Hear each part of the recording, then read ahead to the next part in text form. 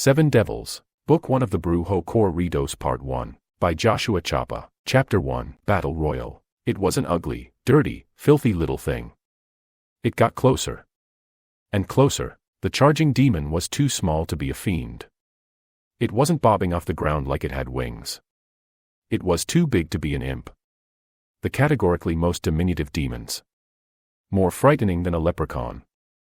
It was something in between, and the goatman-looking creature wanted a wizard for its supper. Vic Fender wasn't much taller. He was about 5 feet 9 inches and had a medium build that was on the emaciated side of things. The ambient light of hellfire gave his normally light brown skin a reddish hue, and his stubble looked like it was a fuller beard than he could actually grow. The sick green light gave him more of that tall, dark, and handsome vibe in dimly lit places like bars and clubs. Casinos. As a wizard, he had the ability to manipulate energy through force of will, and oftentimes he pulled from the energy stored in his body. Fat reserves. Glycogen. When he was desperate, blood. Having come to the art later in his adolescence, it hadn't stunted his growth much. Vic didn't normally fight demons on their home turf, so he usually had access to external sources of magical energy. One could draw power from the star-filled sky, the moon, the earth, and hellish dark places like this. The source of the glow would be of little use against the beastly demon that threatened Vic. It didn't bother with English, or Spanish, or even Spanglish. It was expressive enough. It had all the nonverbal of someone whose daughter you tried to date, or whose worshippers you'd successfully inquisitioned a few weeks ago. There aren't many ways to fight a demon.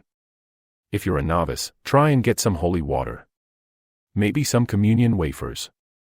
The dirty little beasts hate carbs as much as they hate baths, but Vic was not nobody special. They tried to put him on that bus, but his mama wouldn't let them. He had plenty of tricks in his bag. Not just nutritious snacks. Vic never served in the military. But today, like most days, he had an army jacket on. This one belonged to a former roommate. Chavez was stitched over one of the pockets instead of Fender. She'd left it when she moved out in one of those, "I know I said I was okay being friends with benefits, but now I want more," huffs. Vic didn't remember which one of them brought it up that time. Neither expected it to stick. The pockets and straps were useful for keeping stuff that, for demons, ranged from annoying to damaging. Vic reached into a pocket and crushed some of the wafers as best he could into a sort of sticky powder like what's left at the bottom of a box of cereal. The goat half of the creature meant it was quick and could leap far. It had cleared the 30 feet between the two of them faster than Vic had realized. Too fast for him to prepare for the tackle and exhale so that the wind wasn't knocked out of him. He didn't throw the crumbs in its face so much as dropped them into its eyes as it body slammed him. He meant to say, "Take that," but it came out, "Tie a hat." Vic's arms wrapped around his assailant involuntarily as a result of the lunge, and so the both of them were knocked to the ground. He'd been taken down enough times to reflexively tuck his chin and try to create a wide, meaty base as he fell. "Erg," he grunted. Each gasp labored and painful. He inhaled just enough air into his lungs so that the greasy creature could once again slam it out of him. The two of them didn't get back up right away. The beast's face sizzled from the burns of the holy energy contained in those crumbs, so it couldn't immediately claw at Vic with anything more precise than clumsy talons. He grabbed the creature's wrists and monkey flipped it off of him easily enough. Corrupt, tainted creatures like this demon were literally dirty. Their animal parts, if they're a hybrid like this goatman thing was, are bloody and oily. Their fur is matted, and the only way such a fiend can be alluring is with magic or charms. There's a reason the phallus plays such a prominent role in the depiction of such creatures. That wasn't a tail that dragged along the ground and left a trail of blood, seminal fluid, and pus. It was flaccid, but Vic still didn't want the thing touching him. "If I was packing that, I wouldn't be in such a shitty mood," Vic uttered as he crawled away. He rubbed at his forehead and felt around in his pockets. No. Not that. Maybe. Its legs bent the wrong way, but the beast was shaped like a man, and moved like one. If you knew how to fight and kept your cool, one could overcome monstrous strength and uncontrollable rage with skill. No champion boxer or MMA fighter is a brawler. Vic lunged at the beast, who had stood back up but was rubbing its eyes, wrapped his arms around its waist, and wedged himself against it. The form of his maneuver was good enough to send it flying. It hit the ground like a deck of playing cards, an almost noiseless thud bordering on a splat. The oily blood that got on Vic's newish, only washed twice jeans and covered the beast made it slippery enough to slide farther away than Vic expected. It sounded like a baseball player sliding to the base, and the crunch and painful hull told Vic it had landed awkwardly and that something had likely broken through the skin. Vic sprung to his feet, but the beast was more deliberate. The mere sight of the wizard had driven it into a frenzy. "I have that effect on a certain type of woman, usually with better results," Vic said when he saw the beast's tantrum. It slammed its fists into the ground and wiped at the wounds it had received before getting up. "You look like you're actually gonna try and kill me." The demon had exhausted some of that rage with its initial attack, and had regained some of its composure. It would fight smart now, and channel its dark energies not into raw physical might, but towards the balefire it lunged at Vic, and the swarm of flies it spat at him. Magical energy, regardless of the actual form the spell might take, works like natural energy. It's a transfer of power from the source to the target. You can't dodge a love spell, or a transformation curse. The will of the caster is focused on the target, and the animus behind the spell, as well as the deservedness of the target, are aspects of the incantation's binding as well as the components. When you transform supernatural energy into a natural element, however, like any kind of blast, lightning, fire, a plague of flies, it becomes those things and can be dodged naturally. Splashes of holy water dispelled the balefire.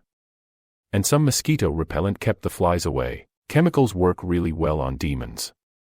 They're an inherently natural race of creatures, and unlike those toxic spirits that have sprung into existence since the industrial age, the science of chemistry works as good as any magic against a natural being. Vic souped up both items with some magic. A boost of energy that would empower them if they were utilized in their expected fashion. As if he had ignited some of the aerosol spray to make an improvised flamethrower. The trick consumed both the holy water and the spray. Vic didn't see the beast charging at him while he was launching the attack, and it knocked him to the ground once more.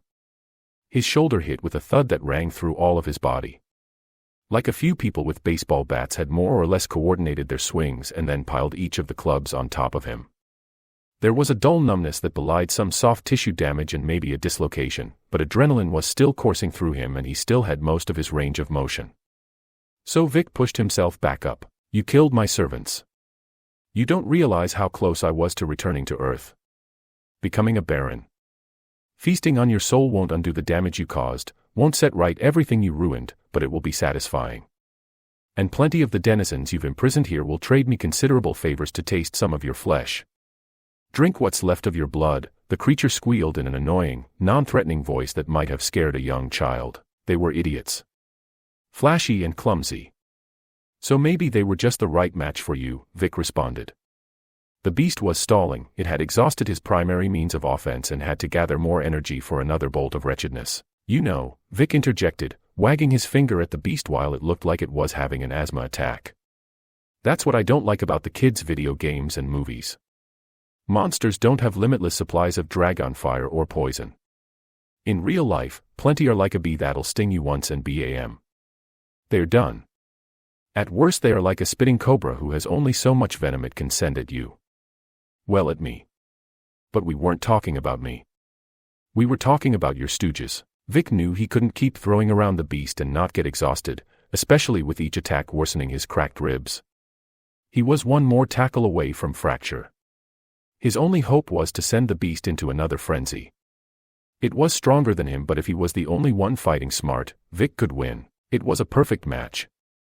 We would have all risen together. A profane trinity to conquer both worlds, it half hissed, half squealed at Vic. The beast's breathing started to slow. It didn't have autonomic functions. It didn't actually need to breathe, but in taking a humanoid shape the beast had to conform to some rules of physicality. This behavior also gave the beast what poker players like Vic called tells. Little ticks or twitches that hinted at what was coming. Ideally, you'd react accordingly. Adjust your bet sizing. Or fold. Vic couldn't just surrender and cut his losses. One of them would have to die. He hoped it wouldn't be him. Whatever plane of existence he occupied now, he wasn't dead. He didn't feel dead, not yet, at least. The beast's gasps told Vic was that it was just about ready to blast him with some real bad juju. "You talk a big game. But I don't even know your name and still you're almost beaten. I don't need it to annihilate you. That means you're a nothing demon." "Not even a shit demon," Vic said, and his words seemed to strike a nerve. Those two goons had all the juice and you were just taking it out of a sippy cup. And I beat them easier than I'm going to beat their demon baby. That did it. The demon hadn't pulled enough energy into itself to shoot some more balefire at Vic, but its frenzy and proximity to so much demonic energy allowed it to grow in raw strength. And height. He grew at least 1.5 feet. Almost as tall as a lady. He hit like a girl, too. That is, one who had been told all her life she hit like a girl after a year of kickboxing classes she started taking for fitness, and then to kickbox. On the plus side, Vic felt his shoulder knocked back into place. The beast didn't follow up with another attack, but paced back and forth in place like a bull ready to charge. It wasn't mindless. Vic would have to finish this before things snowballed more here in hell. Or wherever this was. He reached into his jacket pocket and pulled out the last relic he had with him, a plastic rosary, and snapped it apart. Then Vic wrapped each end around 2 fingers. He could hear the beast's hooves clop faster and faster. It hadn't sensed the surge of holy energy released by the relic, but Vic had to pick his spot. It was easy enough for him to veil his intentions. The beast had gotten a few good slices at Vic's arms. His legs. His gut. Nothing that got too deep into the carn, but they already started to inflame with some sort of infection. It would take more magical energy to heal if he wasn't able to apply some first aid. Magical energy that Vic didn't have since he felt tapped out doing all this ninja shit. The beast dove at Vic and he rolled backwards, winding up behind it. Before it could react, Vic held the beaded string taut and wrapped it around the beast's neck. He twisted around and raised it off the ground, slinging the beast over his shoulder. Pulvis et umbra summus, Vic uttered, which was Latin for something about dust and shadow. When invoking holy wrath you have to be humble if you haven't, or never plan to make your testimonial. Like other kinds of magical energy, holy power is finicky in its own way. The words of the incantation worked to unleash the holy energy locked in the relic, and the struggle only lasted a second or two. The beast's head was cleanly sliced off of the rest of its body. Vic quickly flung it away from him. The body had already started to spill its essence.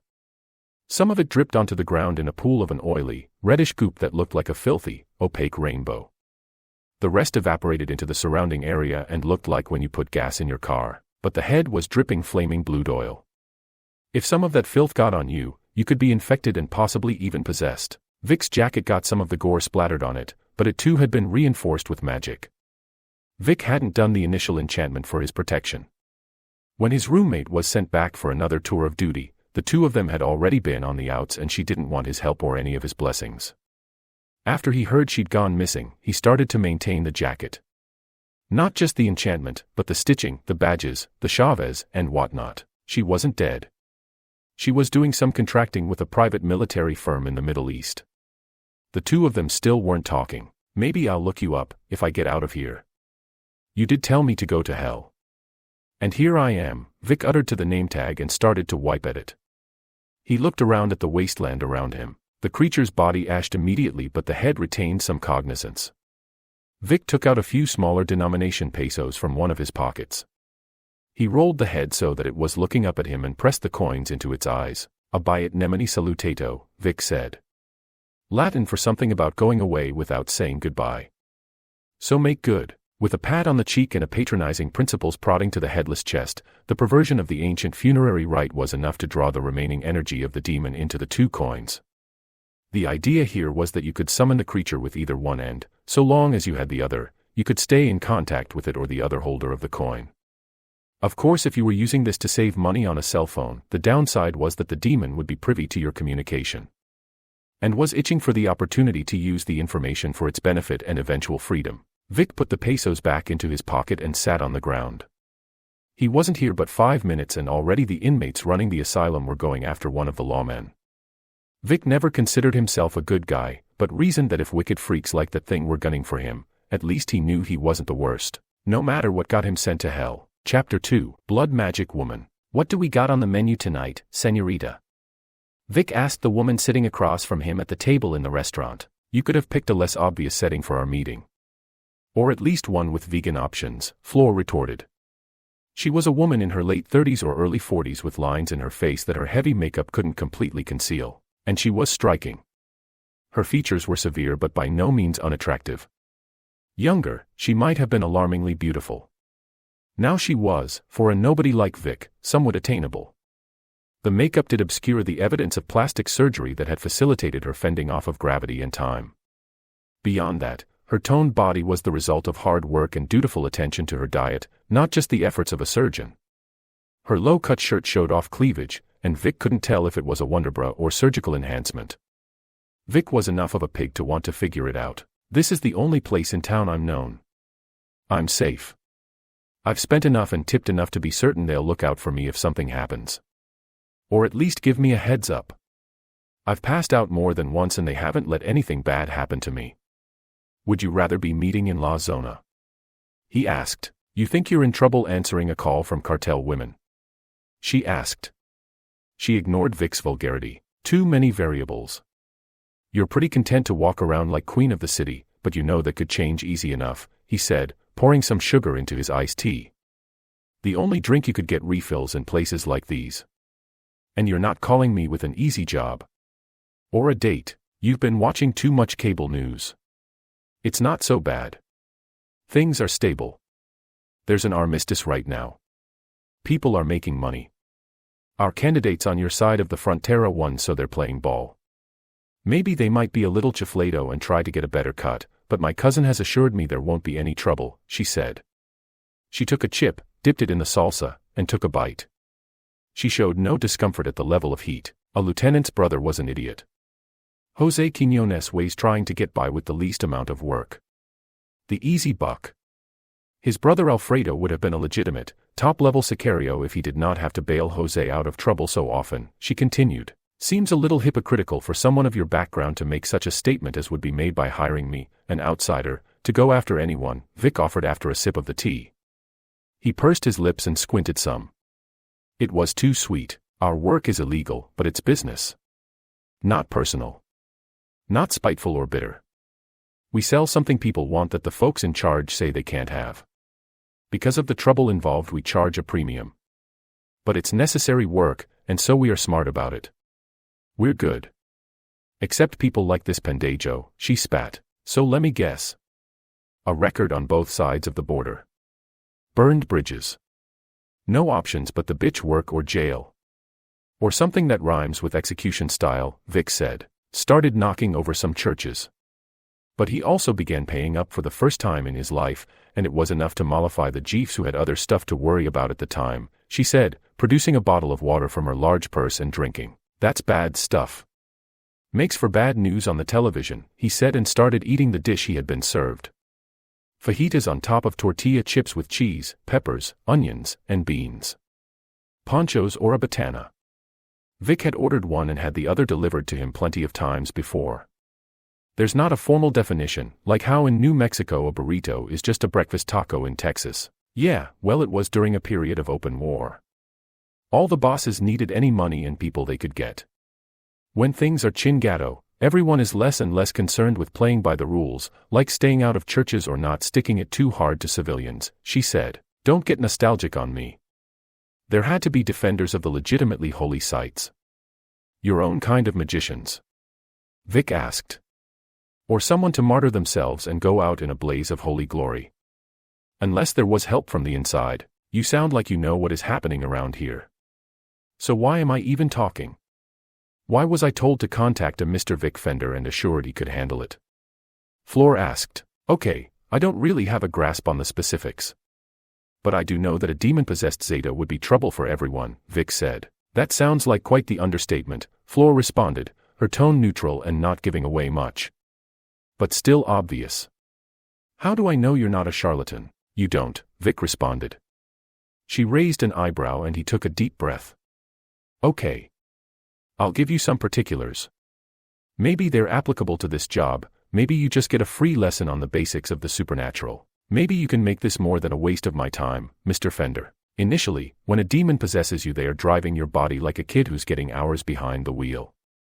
You're the instructor, a voice that it may or may not listen to, except your side of the car doesn't have a wheel or a brake. If you're a willful or faithful individual, maybe you can resist long enough to get some help, he said, and Floor was immediately transfixed by his comments. He spoke with the tone of an expert, equally enthused and matter-of-fact. I would imagine few such individuals exist, Floor interjected, and Vic responded with a nod. Definitely. And if you're a special kind of fuck-up, you might have found the part of you that was missing all along. When brought together, you and your new friend will become something else. Vic poured some sugar into his drink and took a swig, immediately regretting the decision. Something more. Something greater than the typical demand or human. Especially violent conflicts break out not when someone's reaching for more of what's on the table, but when someone is trying to knock over that table. Since this is about demons and shit, perform a human sacrifice on it or something. Am I close? Close enough. Don Jose, as he started going by when he became respectable, got mixed up with someone like you right before he started being somebody. An old friend who'd grown up into just as much of a fuck-up. They were altar boys together before one went cartel and the other went evil. Ran a shrine to Satan out of his own church. Got caught and was almost run out of town when one of the children spoke up. Lucky for him, he deflected the blame to a retired priest who got lynched in his place. One idiot narco mixed up with an idiot Satanist. Together they stopped being such pendejos, she said. Made lots of money on runs. Stopped fucking up and started climbing up the ladder. No one saw them as a threat until they started getting other followers behind them. A bunch of misfits. Killeros, why are you seeing me instead of one of the men? Vic asked. She grimaced. Organized crime wasn't progressive. Women like her would have to be married off like princesses or go legit. It reflected poorly on their families if they entered their father's line of work, and many saw no other way of gaining their daddy's approval than to do so. Daddy never got the son he wanted, not for long enough to be a prince. So my cousin was his surrogate and heir. We were close, so he let me have a piece of what should have been mine anyway, she said. What do you have over him? Kissing cousins. Is he one of the gays? Vic asked. Her reticence told him enough. It's wrong. Knocking over churches. All the brujeria. It's wrong for me to talk to you, but I'll go to confession. Heresy is spreading. The Santissima Muerte is only tolerable because it's so strong here. They're not all bad, but it's led to an acceptance of the Satanicos. I don't know why anyone would do such a thing, she said. It's simple enough, actually. Magical circles are at their root, secret societies, and not too different from your own organization, in some ways, Vic said, taking the last sip from his glass and tapping it. A waitress came over and refilled it. Oh. How so? Floor asked. Every type of magic you've probably heard of has basis in fact or history. That doesn't mean everything that gets dismissed as magical actually is. Any awful, freaky, or weird sacrifice, ritual, or what have you on the news is usually just for show to make a statement that evil exists, and those of you watching at home should be scared, Vic said, sliding his food and drink out of the way so that he might illustrate his comments with movements of his hands. A waggle of fingers for any reference to magic. An open-palmed appeal for other statements. Going big, going over the top, they don't make the crime better or worse. Getting more people to believe in big bads will annoy just as many of those primavilles as it would impress. The last big wave of this sort of thing was during the 80s, when Satanism was really no bigger than it has ever been. Except on the Donahues, Geraldos, and the Sally Jesse Raphaels, he continued. The moral panic right after crack cocaine, but before street gangs. I remember such stories from when I was a girl, Floor added. We had a satellite in my home. It received broadcasts from all over the world, and my appa would have every television on the news. Except when I wanted to watch my cartoons. Yes. Quite right. Clever girl, Vic said, and Floor's pursed lips indicated her distaste at the backhanded compliment.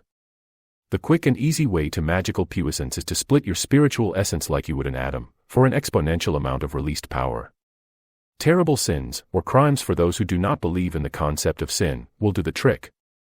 Of course, your spirit is a finite resource, better to light a spark than to build a fire. So if more people are talking about what you did, even if they don't know it was specifically you that did it, you get more bang for your spiritual buck. There has to be clearer paths to magical power other than eternal damnation.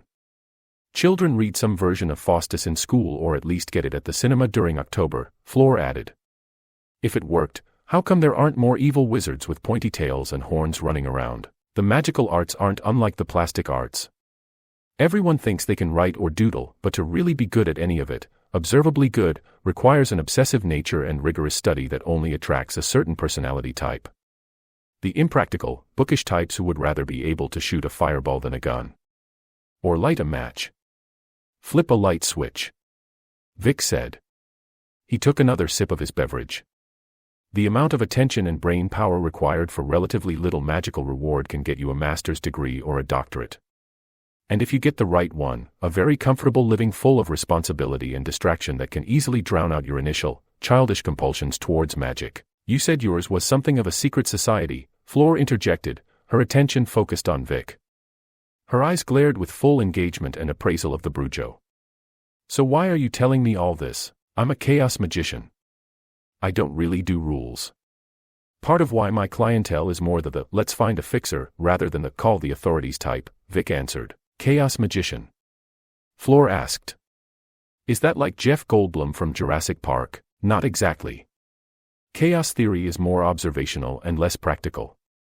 I mix and match magic words, symbols, and gestures from any number of magical traditions, keep what works, and toss out what doesn't. Kind of like a hocus-pocus version of Jeet Kune Do, Vic responded. So you're a magical Bruce Lee? Fleur asked. I'm not an innovator of these or any practices. I have the folk remedies I picked up from my very Catholic grandmother. Some words of power and chants from my time on the West Coast.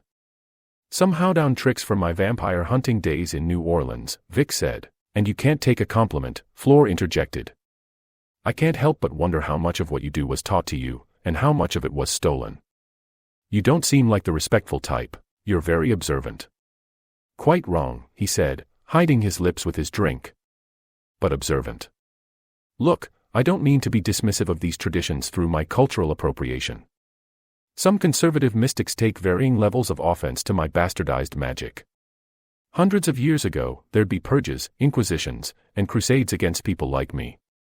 Even though we're a few years removed from a big disagreement between regional powers, things rarely get so intense anymore. Regional powers? Fleur asked. It's a mess, and your business isn't making that less so, but yes. There are such things as regional powers calling the shots in regards to the magical community, and they are about as effective as you'd expect for this part of the world. Magical authorities south of the border have some influence on the going-ons immediately north of it. You have truly ancient traditions down here. An establishment, in its own way. Their occulted, moonlight society does not mirror the fractured daylight society of the United States. And so the magical authorities of Mexico are as influential as any leader. They are still shadows in the world. They can only guide or direct. Between the intolerant zealotry of faith and the dogmatic dominion of science, the world is too far gone for magicians to aspire towards open rule, Vic said. It couldn't happen to nicer, more diplomatic people, Fleur spat. You probably know some of them, honestly, Vic responded. Despite what you might think, south of the border the Catholic Church is one of these arcane authorities. Mexico has a tradition of folk medicine and healers who syncretized old heroes and ancient figures into saints. These individuals' association with the Church is not necessarily formal in nature. The decline of the Church's secular power has led to a low population of clergy and an increasing reliance on laypeople to combat the evils of the world. Padre and fan. Fleur started to say but stopped herself. So why haven't they acted? Why leave it up to me? And you? You still haven't made the connection between my business and your own. I know it's not your flavor, but stay with me on this, Miss Fleur. In the mafia, becoming maid refers to the phrase, making your bones. You have to kill someone on behalf of the organization to become a true part.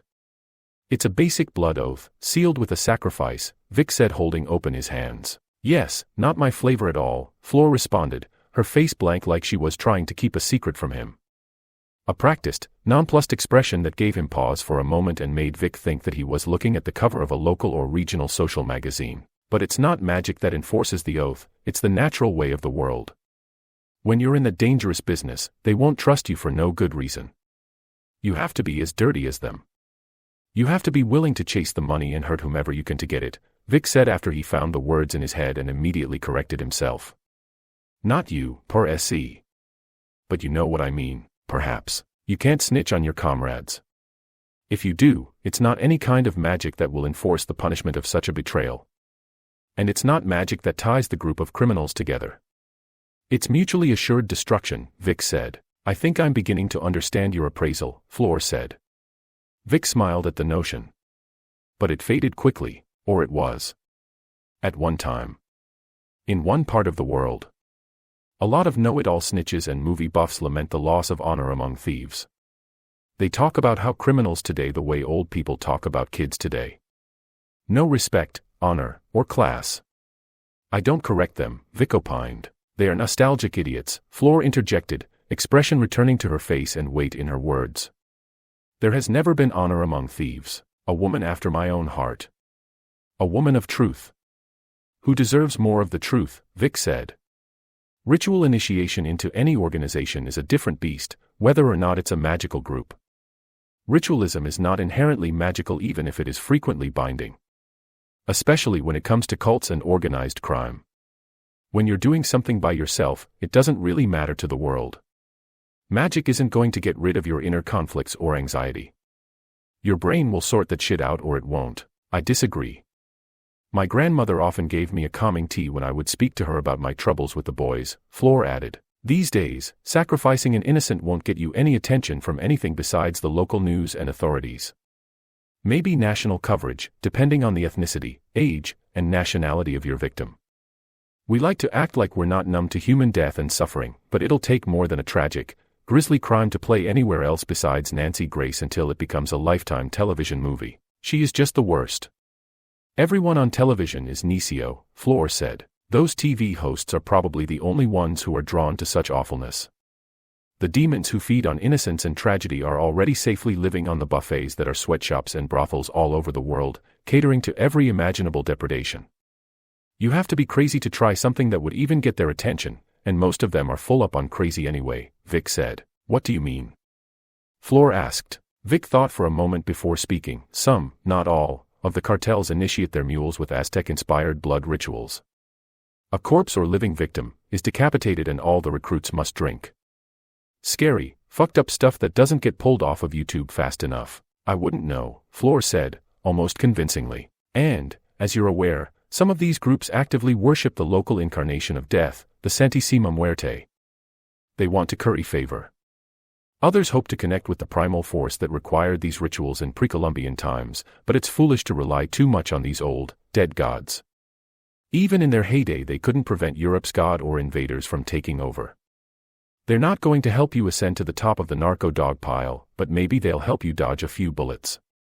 These appeals usually go unanswered, but the confidence of the supplicants does help them out with a sort of magical placebo effect, Vic said before considering his words carefully.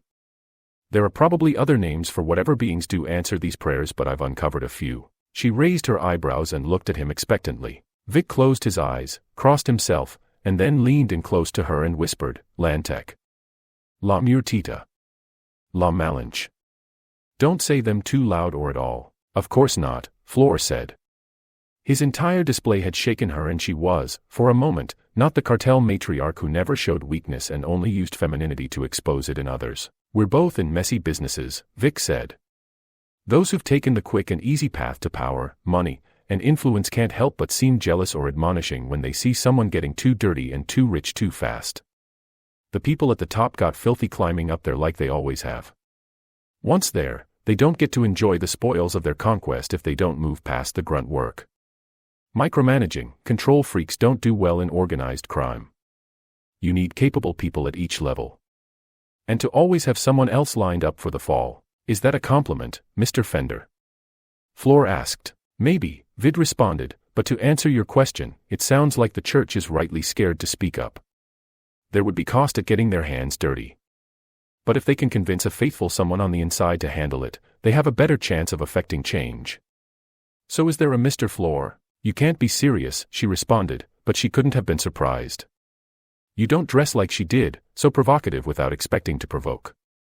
Like the host of a Mexican variety show or the news. I was worried you had some husband, that being seen with you would be a risk. But it's not, you're a career woman. So I figured, well, before I saddle up, if you might join me for some drinks, I said. I could use a charm, you know. But you've beaten me to the punch apparently. Have me on the hook, get the job done, then we'll talk about payment, she answered. Chapter 3, White Rocks. Vic's job took him to a small Mexican border town across from an only slightly larger Texas burg. Piedras Blancas. Despite the name, it wasn't known for cocaine. Mostly weed and meth. Now that everyone with an associate's or some college credits in chemistry thinks they can be Jesse, if not Walter White. And as legalization of medical marijuana spread through the American side of the border, meth made more business sense for cartels.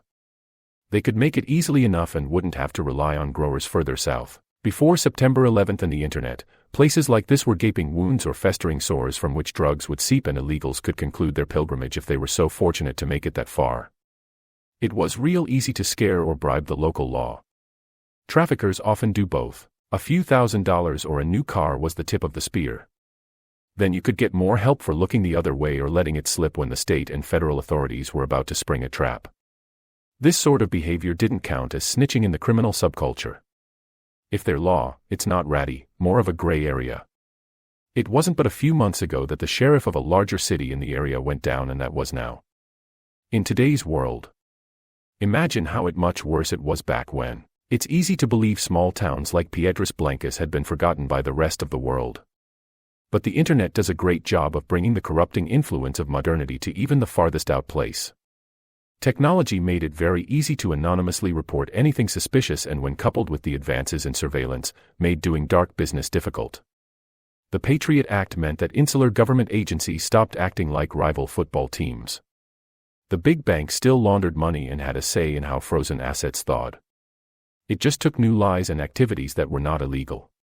Not yet. If you aren't paid up, it's very easy to monitor bank statements or public records once everything went online to see who got too much too fast, in theory at least. To your run-of-the-mill kingpin, it was better to try and fight for one of the metropolitan areas than to own a shithole like this. They had all the risk of the big cities if you wanted to do anything criminal besides lay low. Fortunately for Vic, hiding was part of his target's racket. A small town's church is easily corrupted by a flash in the pan, better to burn out than fade away infernalists. They are flushed with power and short on long-term prospects as a result of their lack of a soul. A few years ago, Vic had dealt with such a group of would-be devil worshippers. They were called the West Texas Three in the papers. They actually called themselves Satanic Sabotage and got their start as a metal band. After 5 practices and 1 gig at a relative's house party, they turned to infernal deal-making to speed along their acquisition of fame and wealth in the age of iTunes, YouTube, and Spotify. The trio had relatively little magical or musical talent, but met a demon at a crossroads and were promised a record contract if they did something big. The fertilizer plant explosion was written off as an industrial accident that highlighted the need for zoning laws in even the smaller towns like Weston. Several townsfolk, a priest, an altar boy, and Vic knew the truth. The plant wasn't their intended target. That was the small chapel across the street, one of the oldest in the state. It was established by missionaries that were promptly murdered by natives for their troubles, and eventually reclaimed by the town's most devoted, multi-denominational Christians. The West Texas Three's demonic patron knew that there was enough background magical energy, industrial waste, and lax enforcement of zoning regulations to make a truly impressive explosion. Vic didn't stop it, he had gotten there too late. But he was able to save a few lives and, well, houses can be rebuilt. There's little better a group of infernalists can do to attract the attention of an upwardly minded demon than profaning a place of worship. The trick is getting him to stick around. The Dark Kings were a good example of how to do precisely that. You provide steady work for the local degenerates and sacks of human garbage, you lure in the bored teenagers with nothing better to do, and soon enough you can't be stopped. You own the town, and everyone who's not on your side is a future sacrifice unless they stay out of the way. Towns under the rule of a local drug lord, Satanist or not, are more easily plied. The infusion of resources, ill-gotten or not, means a better life for those who will do as they're told and won't ask questions. The handful who are brave are made examples of, in plain sight, for everyone to see. Outsiders have trouble wondering how others could stand for it. Try to stand up to anyone with any modicum of power and see what happens. See what you do. What keeps you from telling off your boss? Not listening to what the leader of a group of cops or worker bees tells you to do. And that's not when your life is on the line. There were some specific examples of intimidation here. They seemed innocuous enough at first. 3 crucified bodies. Not an obvious perversion of the crucifixion. Initially they could have been a stage display for the coming festivities, but if you looked close enough at the presentation you'd see the giveaways of basic satanic imagery. Graffiti that was too coherent, clearly composed, and vulgar. Pendejos die. Viva los Reyes Oscuros. Chapa to do. The crosses had fallen, but that could have been the wind. 2 of them had leaned on the cacti behind them, and from the dried-up trails of blood you could tell that when they went up, they were upside down. Not much effort put into it too. The sloppy runes and carvings were barely legible, and the burns on the wounds were from the magic that was very real. The bodies were not fastened to the crosses correctly. They were 3 Mexican men tied to the crosses. The gang had sawed down some electrical poles and repurposed them as instruments of torture. 2x4s were nailed into them, and the shoddy craftsmanship was obvious by how the planks were not parallel to the ground and had jagged ends. It was as if they had been crucified right side up and been rotated 180 degrees. The bodies did not just show signs of magically inflicted injury. The faces of the men were lumpy and bruised, with blank dead expressions like in a Blake painting. The only thing they were wearing was the white briefs that had been stained by all their leavings. Scraps of cloth hung stubbornly around their wrists and knees from where it had been torn away, probably in front of the entire town. The hands of the dead had holes in them from the first attempts at suspension. Amateurs. It was dusk. It would be another evening of everyone pretending it was just a normal night and everything was just fine. Or there'd be a brouhaha going on and it'd be easy enough to poke around. Vic took out a map and got out his pendulum. Vic needed intel. That meant it was either dowsing or the use of a drone, and everyone notices a drone flying around, taking pictures. Most folks would take a few shots. Not even 10 years ago this would just be with shotguns and rifles, but nowadays a selfie could just as easily unravel Vic's element of surprise. The townspeople wouldn't be armed, but the loyal goons would be, and everyone had a smartphone. Even out here, Vic didn't understand the hubbub about drones. So far as he was concerned, they were remote control helicopters. Grown-up toys for children. Good to spy on people. Not everyone can do it the old-fashioned way. Several magical types are averse to utilizing technology, and many more simply cannot. The dowsing would give him an awareness of the flow of magical energies, but it would not offer much in the way of recon. So Vic would have to take a walk about town. He put his stuff in a duffel bag and rolled into town. Flor had given Vic a car that couldn't be traced back to her. Running the plates would cause trouble, but if you are reasonable with your bribes you can seem like someone just passing through. And that was without the "leave me alone" spell. A big enough chunk of a local, stealthy rodent or whatever and the right incantation can weave together a pretty effective spell that will keep people minding their own business.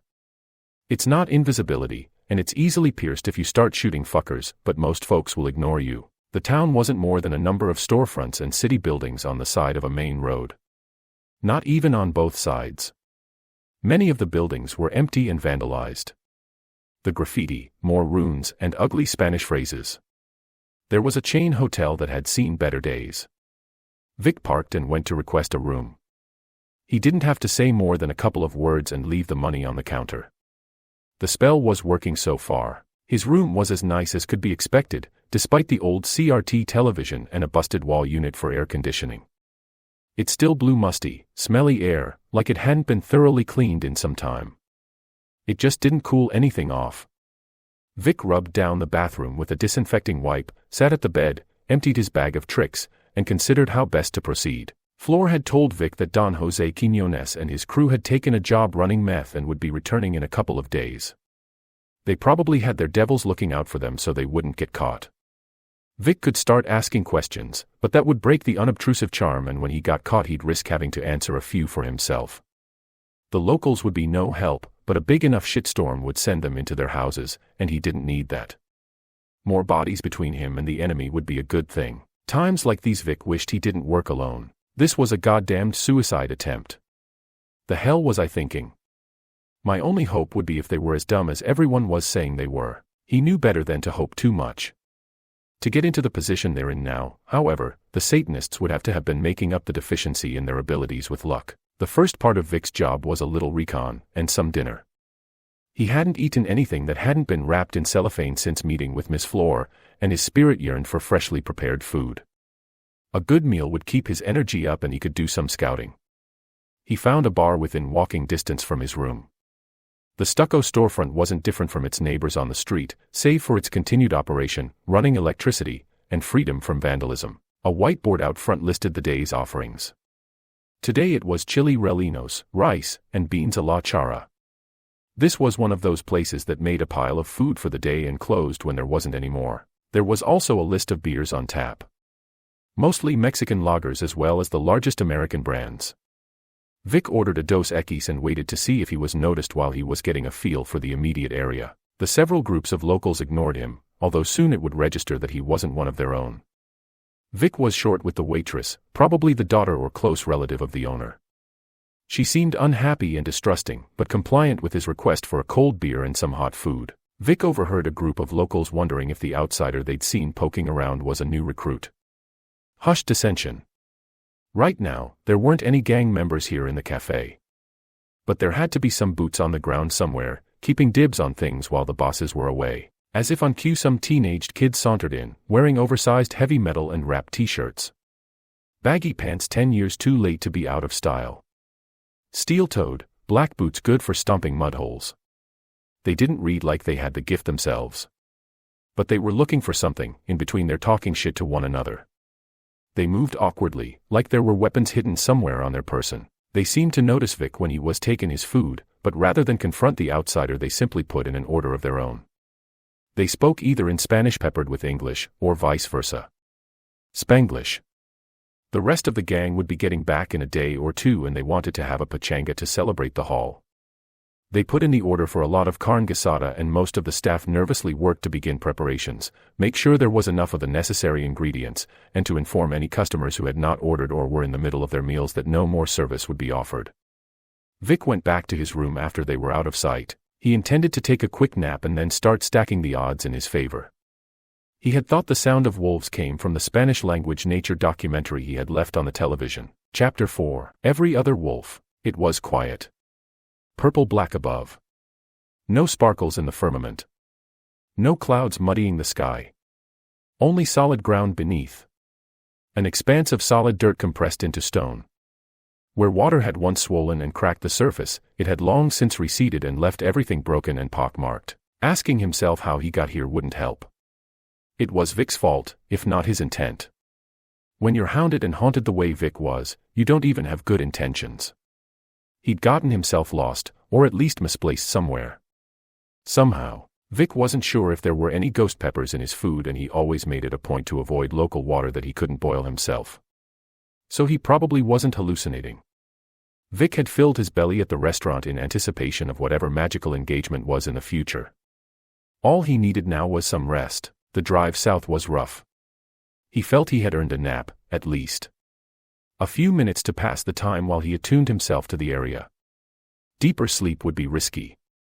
He'd be vulnerable to all manner of assault. He couldn't self-medicate in the hotel room. Ambien does weird enough things to mundanes, much less those with any talent. Picking up one of the locals for some casual recreation might have invigorated him, but it would have blown his cover. He couldn't have spent the couple of hours twisting and turning on the lumpy, wiry mattress that his hazy gaze at the clock radio told him he had. Like happens when you think you've thought of everything, Vic had forgotten to set his alarm and ward his temporary home, so when he finally dozed off, he fell from consciousness and landed on a different plane. Like if you went through the Twilight Zone door into space. Vic fell, not into weightlessness but bound by the new gravity of the dreamscape. The place had a way with your dreams. So devoid of anything but a fanged hope. Of parents for their children and deliverance. Of strangers for those ripe children. Of desperation without anything but a numb hunger keeping everyone in the dark and starving. Cold. This was familiar cold. The chill of the desert night. The sun would parch all life from the land and leave it utterly vulnerable to darkness. Where the monsters would slink out from their holes and prey upon those animals who, even if they didn't kill to survive, had to struggle against the still of death. It wasn't a coyote voiced by Johnny Cash stalking him, but a few wolves right out of Cormac McCarthy. At their head was the large alpha with blackish-brown fur. Its color was in sharp contrast to most of the other wolves, and more than ideal for stealth. It was hard to tell if its mass was because of its fluff or if it had that much fat and muscle. It didn't strain under its own weight, and crept with the expected predatory quickness. The others were smaller, but only in context. A couple swollen she-wolves. A few others. Triplets, perhaps. There was a brown wolf, one merle, one black. Most were the gray of wolves and huskies. Large in the distance. Massive as they got close. Some were pure spirit, others were humans with the ability to change their shape. Vic couldn't tell who was what. Not while his thoughts were still in a dream haze. Vic instinctively reached for one of the many magical accoutrements he kept on his person, but it was a useless gesture here. He was unprepared for an otherworldly encounter. He wasn't naked, nor did he have any clothes on. Vic was his idealized self in the dreamscape. As he hadn't yet traded any part of his soul to dark powers for greater proficiency in the arcane, he wasn't missing any chunk of my spiritual self. Nor had any of it been taken from him. Many had tried. To someone able to divine such things, Vic's astral form was a swirl of colors that spoke of the pain he'd received in his life, and that he had inflicted. The shortcuts he took. The questions he didn't ask, and a marked lack of hesitance in any cruelty while he'd conducted his business. When Vic was younger, he was reckless. Stupid. And unfettered by a conscience the way jocks are in school, or their victims are when later on they get a bit of empowering knowledge. He killed when he could have subdued. His victims could never be considered among the innocent or civilians, not on purpose. If you blow enough shit up, someone gets hurt. Someone who didn't have to. Vic had saved a lot of lives and earned dozens of indulgences, too. He didn't keep them, but did pass them around to some members of his family who still held more stock in tradition than him. They get a good price on eBay, although the price fluctuates. As a component in some kind of spiritual cleansing, well, the baubles and tokens are part of it, but to truly have an effect they require a true contriteness which Vic never had back then and wouldn't bother faking now. With age had come maturity and awareness of his mortality, even if he could extend his life well beyond that of a normal human's. Vic was more careful with his preparations for each job, and he didn't self-medicate as much. It was coincidental more than anything else the way the bad spirits were drawn to his periphery, knowing he'll be near some chaos or cause a lot of it himself. They have the side effects to some of making it unclear whether or not Vic's gone full evil. All of this was sunburned onto Vic's spirit. These wolves could smell some of his nastiness. Doggies, tame or wild, don't have the best vision, but they smelled the guilt Vic carried unacknowledged, and it drew them to him. They circled the Brujo, and he could assume that others were close, hidden somewhere. Even though there was northwest apparent place to hide. Spirit wolves. He wanted to shrink down. To crouch and cover his vulnerable bits. But any sign of fear or weakness would draw the wolves' immediate attack. Vic tried to calm himself with the bit of knowledge that, in this part of the world, their material counterparts had been hunted to near extinction, so they were as much ghosts as a platonic ideal of the bestial hunters. You've been skipping out on your duty. This place has got real shitty, Vic said to them. They paused, and a few of their eyes sparkled with some kind of cognizance. Vic wasn't sure if they recognized his bluster for what it was. We gonna have to fight, or are you going to just let me? No time to respond. One of the pregnant wolves leapt at him, and another had come from behind and nipped at Vic's heels, knocking him over like the bullies did in grade school. Vic crossed his hands in an X in front of his neck and tried to stay calm. He kept his arms close to his body so they had no opening, and wrapped his legs around the attacking wolf in a closed guard. It was not very heavy, but bore all its weight on its bony extremities, and they prodded uncomfortably into Vic's body. The wolf panicked, and when it could do little better than poke at Vic with its fangs, it tried to pull away. None of them could get at his soft spots, or any of his major arteries. They attacked like a pack of wolves would, but the nature of the contest was not like it would be in the wild. The rules of the dreamscape affect magicians similar to how they apply to mundanes. If anything, magic users are more vulnerable during sleep as their bodies work to restore the expended will. Wizards are still human, and so they are still highly vulnerable to suggestion, and if you get attacked by wolves in your dream, you're likely not going to take exception to what's happening. Even if you've never seen a wolf in your life, thanks to racial human memory. If they could pierce Vic's defenses, they could lap at his magical energy. Dying would wake him up, but Vic could get some information from these beasts if he could keep sharp and protected. Of course, the word sharp came to mind just as he saw the pack bare their fangs. He balled his hands into fists, unconsciously. It was kind of like a lucid dream. Vic insisted that they couldn't hurt him. It was easy enough, since he wasn't just being stubborn. Vic was a bender of reality when he was awake, and so it was easy enough to shape the stuff of unreality in the dreamscape without use of considerable magical skill. It would probably keep him safe for a while. As such, the wolves weren't able to immediately rend his essence and feast upon it like they would any other creature, spirit, or soul they encountered in the dreamscape. Part of Vic's defense was making his astral form quite dense. His gut wasn't a flesh bag of sweet meats. The wolves couldn't get at the vulnerable parts of him that would start to bleed, so surrendered as they were to their bestial natures, they couldn't think beyond pointless, or well, toothy and pointy, gnawing. Vic let them get close, each wolf taking a chunk of carne in their jaws. After they had their enemy painfully in their mouths, they started to pull him apart. And that's when Vic let out the boom. There was pained howling. Then whimpering. Vic hadn't sought to kill them. Without preparation, on their home turf in the dreamscape, he probably couldn't. But there was plenty of dark energy that he could tap into thanks to the Dark King's dominance. They were momentarily out, knocked in a circle around where Vic stood. The air smelled of ozone, burnt hair, and singed flesh. No particular odor was overpowering, you caught a different one as they circulated through the immediate area. He checked each of the animals and laid them on their bellies. Then, Vic made a fire and sat back down, waiting for the beasts to regain consciousness. It didn't take long. Vic had picked up a stick and made drawings in the hard sand. Some of the creatures had remained wolves, but a few of them had started to revert into their human forms. The wolves woke first, and so Vic kept his stick pointed at them.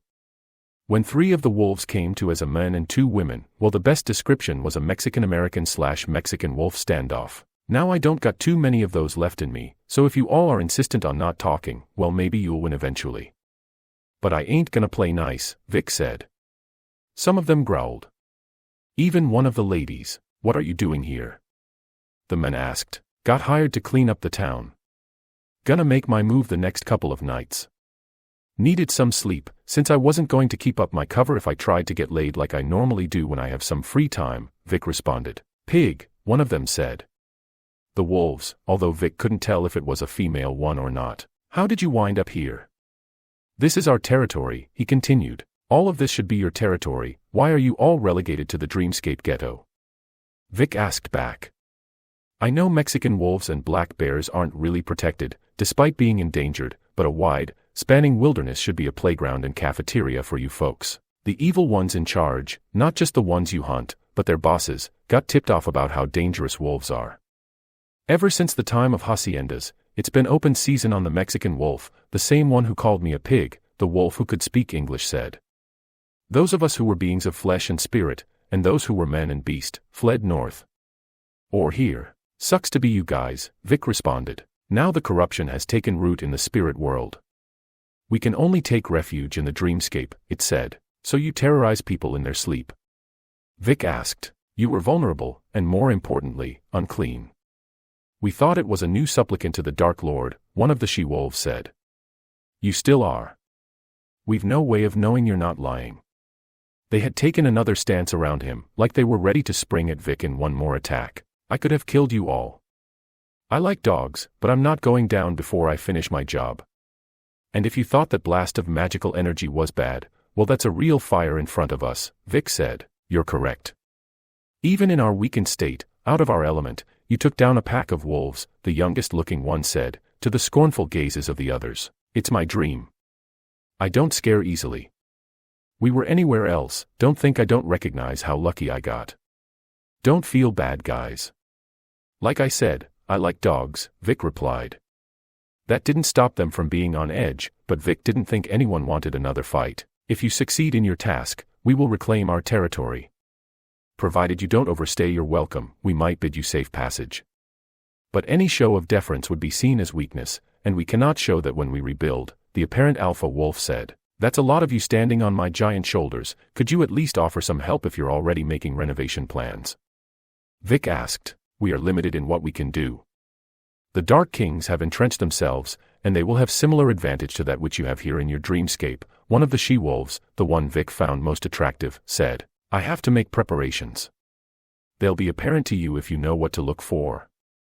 But if their boss notices, then he might be able to give them a boost even if I've weakened their connection, Vic said. The pack looked around and all started to have a similar glare in their eyes. You would ask us to engage him while you attack his servants. It would be risky. There would be losses, whether or not you failed. And if you did, I can only imagine, the alpha said. You want to live like this, go ahead. I'm doing it with or without you. But you get a claim on the land if you help, and since I have no intent of setting up shop, that makes you the owner of the territory, Vic said. So we got a deal. Because I think we should seal it with some freaky stuff. It is my dream after all. No one took Vic up on his offer, not even the Tina Belcher-looking one who Vic was sure would be down, so there wasn't a messy conclusion to his dream.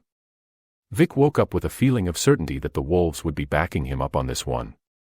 The covenant was established. The night sky dimly lit his room, and he saw dark stains on his sheet. It wasn't a pool of red, but it was more blood than he was used to seeing in bed.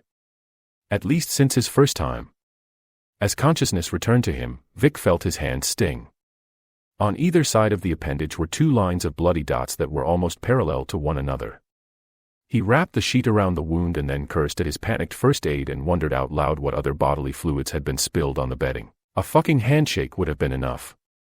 Pinche wolves, Vic spat. Chapter 5. The Dark Kings. The pair of Satanicos had dubbed themselves the Dark Kings. It sounded better in Spanish. The 2 co-rulers were the eponymous figures, but the rest of the gang went by the moniker too. The duo claimed that the church had failed the town, and its corruption was doubly despicable given its claim of moral authority. So they would free the town from the domination of false morals and provide prosperity and pleasure for everyone who'd follow them. Their hasty ascent up the cartel hierarchy ensured the Dark Kings had the resources to make good on these promises. By day, and when the gang were out on business, things were fairly normal. And with each homecoming they brought back with them reason to celebrate. After taking over the town, this part of the border proved more permeable than any other route in recent memory. The rituals of the Dark Kings ensured that their smuggling runs were always successful and they had money to spread among the townspeople. Since they laired in the church, no new construction was necessary, but they were able to bring modern amenities and infrastructure where it would not have come before. That meant there was more money for bacchanals usually reserved for weddings and quinceañeras. In a few nights there was going to be such a party. Flor had arranged for them to move a considerable amount of product, per my recommendation. She had some of her worthless mules divert most of the attention, and what the Dark Kings thought was an answer to their prayers was in fact the machination of Flor at the behest of Vic. Such a successful run would necessitate a grander display than usual to pay homage to their infernal lords. Vic had to get to work early. He had just enough time, but if anyone asked about his poking around, he'd have a tough decision to make at best. A messy cleanup at worst. The Dark Kings were real magical threats, but their methods were sloppy. There was no craftsmanship in their ritual markings. Only thin scratches into surfaces and paint layers. Maybe blood smeared over them to add power, but this and the etchings would have to be reapplied after a day or two. And if one tried to restore the previous lines rather than compose a perfect marking, some of the efficacy of the incantation would be lost. Beginner stuff that Vic's teachers beat out of him during his training. Common mistakes among amateur, self-taught magicians and chosen ones alike. Most of the Dark Kings' power came from their infernal patron who fed off the suffering, devotion, and fear they inspired in their subjects. The sigils and wards they'd sprawled all over the town were easy to damage and deface without making it so obvious. A few of scratches and the flow of dark energy through the town was disrupted. A little modification and work in several key places and energy was made to disperse in places where it would once pool and be gathered by the narco-satanicos. Hopefully, reeling from their success they wouldn't notice. Vic had to keep the eventual confrontation between himself and the leaders of the Dark Kings. So every drug or alcoholic beverage had to have its intoxicating properties augmented. He couldn't leave it to chance. Every bit of food Vic suspected would be part of the festivities would also have to be enchanted. The difficult part was making the spell trigger when Vic needed it to. There was likely going to be a central ritual or sacrifice to their patron for the celebration. It was like setting a trail of magical gunpowder to be ignited by someone's fireworks. Hopefully it'd knock everyone out and not kill them. Some of the less healthy or temperate people would be at risk. The source of the Dark King's power was the church. They ruined the reputation of its caretaker. They profaned it nightly with their debauchery. And they had started down this path of corruption with the abuse perpetrated within. Vic would have to go into the spirit world to deal with the creatures there. He might be seen if he did this in the real world. The only reason any of this meddling was possible, and Vic's subsequent chance at success, was the arrogance of the Dark Kings. They dismissed the notion that the altar really had a piece of the true cross embedded into its marble surface. They used it for their satanic rites, but whether or not the relic was authentic, it had power in it. Every church is seeded with some kind of relic sent from the Vatican. It focuses the spiritual energy from the faithful and channels their prayers directly to the Holy Divine. The tapestry is inviolate, but sometimes exceptions can be made. Had they smashed the altar they would have damaged the relic and its power would start to diffuse. But they wanted their satanic masses to be as authentic to the ones on YouTube, so they kept it there. Just asking for someone like Vic to use it and save the day. Well, maybe not exactly like Vic. Crossing into the fleshlands is dangerous for all but the most powerful spirits. They require a steady source of energy. They must expend the stuff of their essence to maintain a physical form. If they possess a body, and not all of them can, it is consumed fairly quickly unless magic is used. Summarily, a mortal entering one of the many spirit worlds has similar trouble. The demon realm is nearly inhospitable. It's hot and suffocating. On the other hand, the underworld is cold and free of oxygen. The realms of the various spirits and pantheons are all either too primal or too pristine for an unprepared traveler to survive. You'll be quickly devoured by something, or your corruption will be cleansed from the realm by its custodians, like a landlord would get rid of ants or cockroaches for having the temerity to exist. If you stay out of sight, like those bugs, you have an easier time because the spirits and gods and demons aren't looking in the corners and cracks for pests to kill, so entering these realms is difficult. If you have a way to contact the inhabitants, you can barter a trip for some kind of favor. Vic accumulated several such tickets in his time. More frequent flyer miles than he expected to live long enough to completely use, but there is some kind of exchange rate between the realms, and so usually it's worth it to keep a ledger of such boons in his line work. Many problems can be solved by arranging a sit-down between the offended party and the offender. Everyone at some point wants to talk to a dead family member. In a place going through what Piedras Blancas was, there were tears in the walls between worlds. Infernal energy bleeds into the world and is pooled for use in dark rituals. Imps emerge from these small holes to try and feed, so that they might become something greater, and the Dark King's infernal patrons wait for when they can emerge and take power for themselves. The duo had made themselves too useful to both this master and their bosses in the cartels to be discarded once this would happen. Their growing temporal influence had made them the indisputable key to greater power and sway for their patrons. Eventually, this being would tire of their small-time digs and the townsfolk would all be fed to it. The gang would move to some place where the next rung of the ladder was in reach. Fleur wasn't ignorant of such an inevitability, she'd likely seen it happen before. Minus the demons, of course. That's why she'd hired Vic. It's easy enough to find these tiers and pull them open like curtains on a stage. But Vic didn't go unprepared. A few talismans would enable him to withstand the inhospitable environment.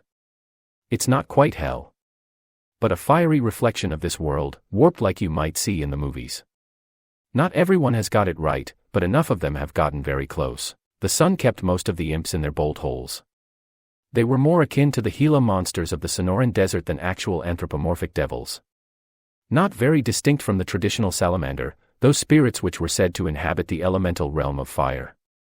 Fire isn't a true element, but it is an important enough force to warrant its own spiritual realm.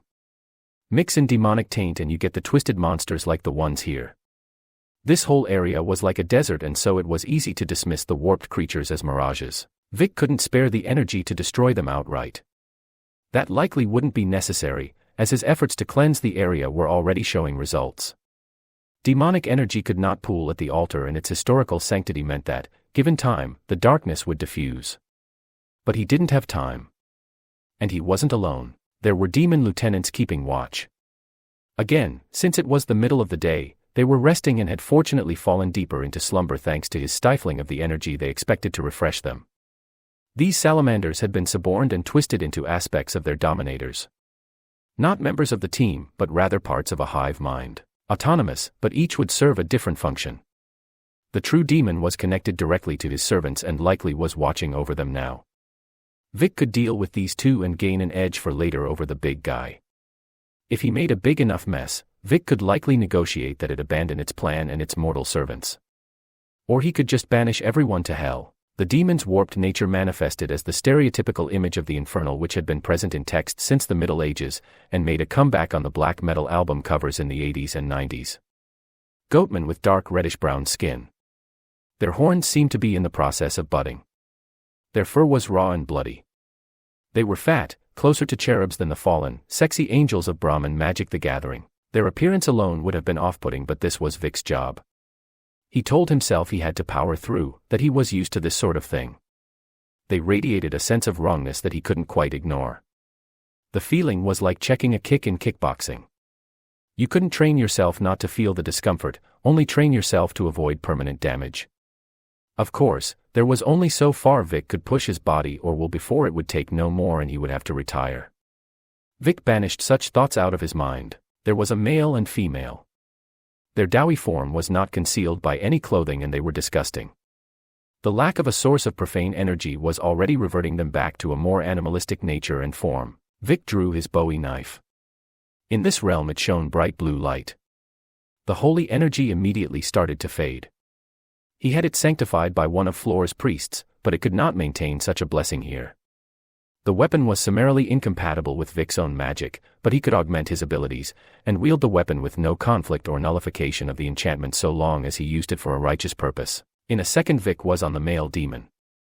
Given the rumors of the nature of the relationship with the leaders of the Dark Kings, that would be a more of a personal slight than he could inflict. Vic did his best prison shank attack while holding its mouth closed and ended the attack with a decapitation. Vic let it moan out its dying breath as its dark energies unraveled. His holy weapon sliced through the fiend like a wire through soft cheese. The other one screamed at Vic when it woke up. The pain of the loss of its counterpart had stirred it from its slumber. Vic uttered a prayer and threw the knife at the surviving demon. The weapon turned into a spear like those thrown down from the stars during the first Great Rebellion and pinned the creature to the wall. The weapon and the creature would dissipate, but he needed to speak with her and so Vic held off on finishing her. He got the other beast's skull and drew the remainder of its unholy energy into the vessel.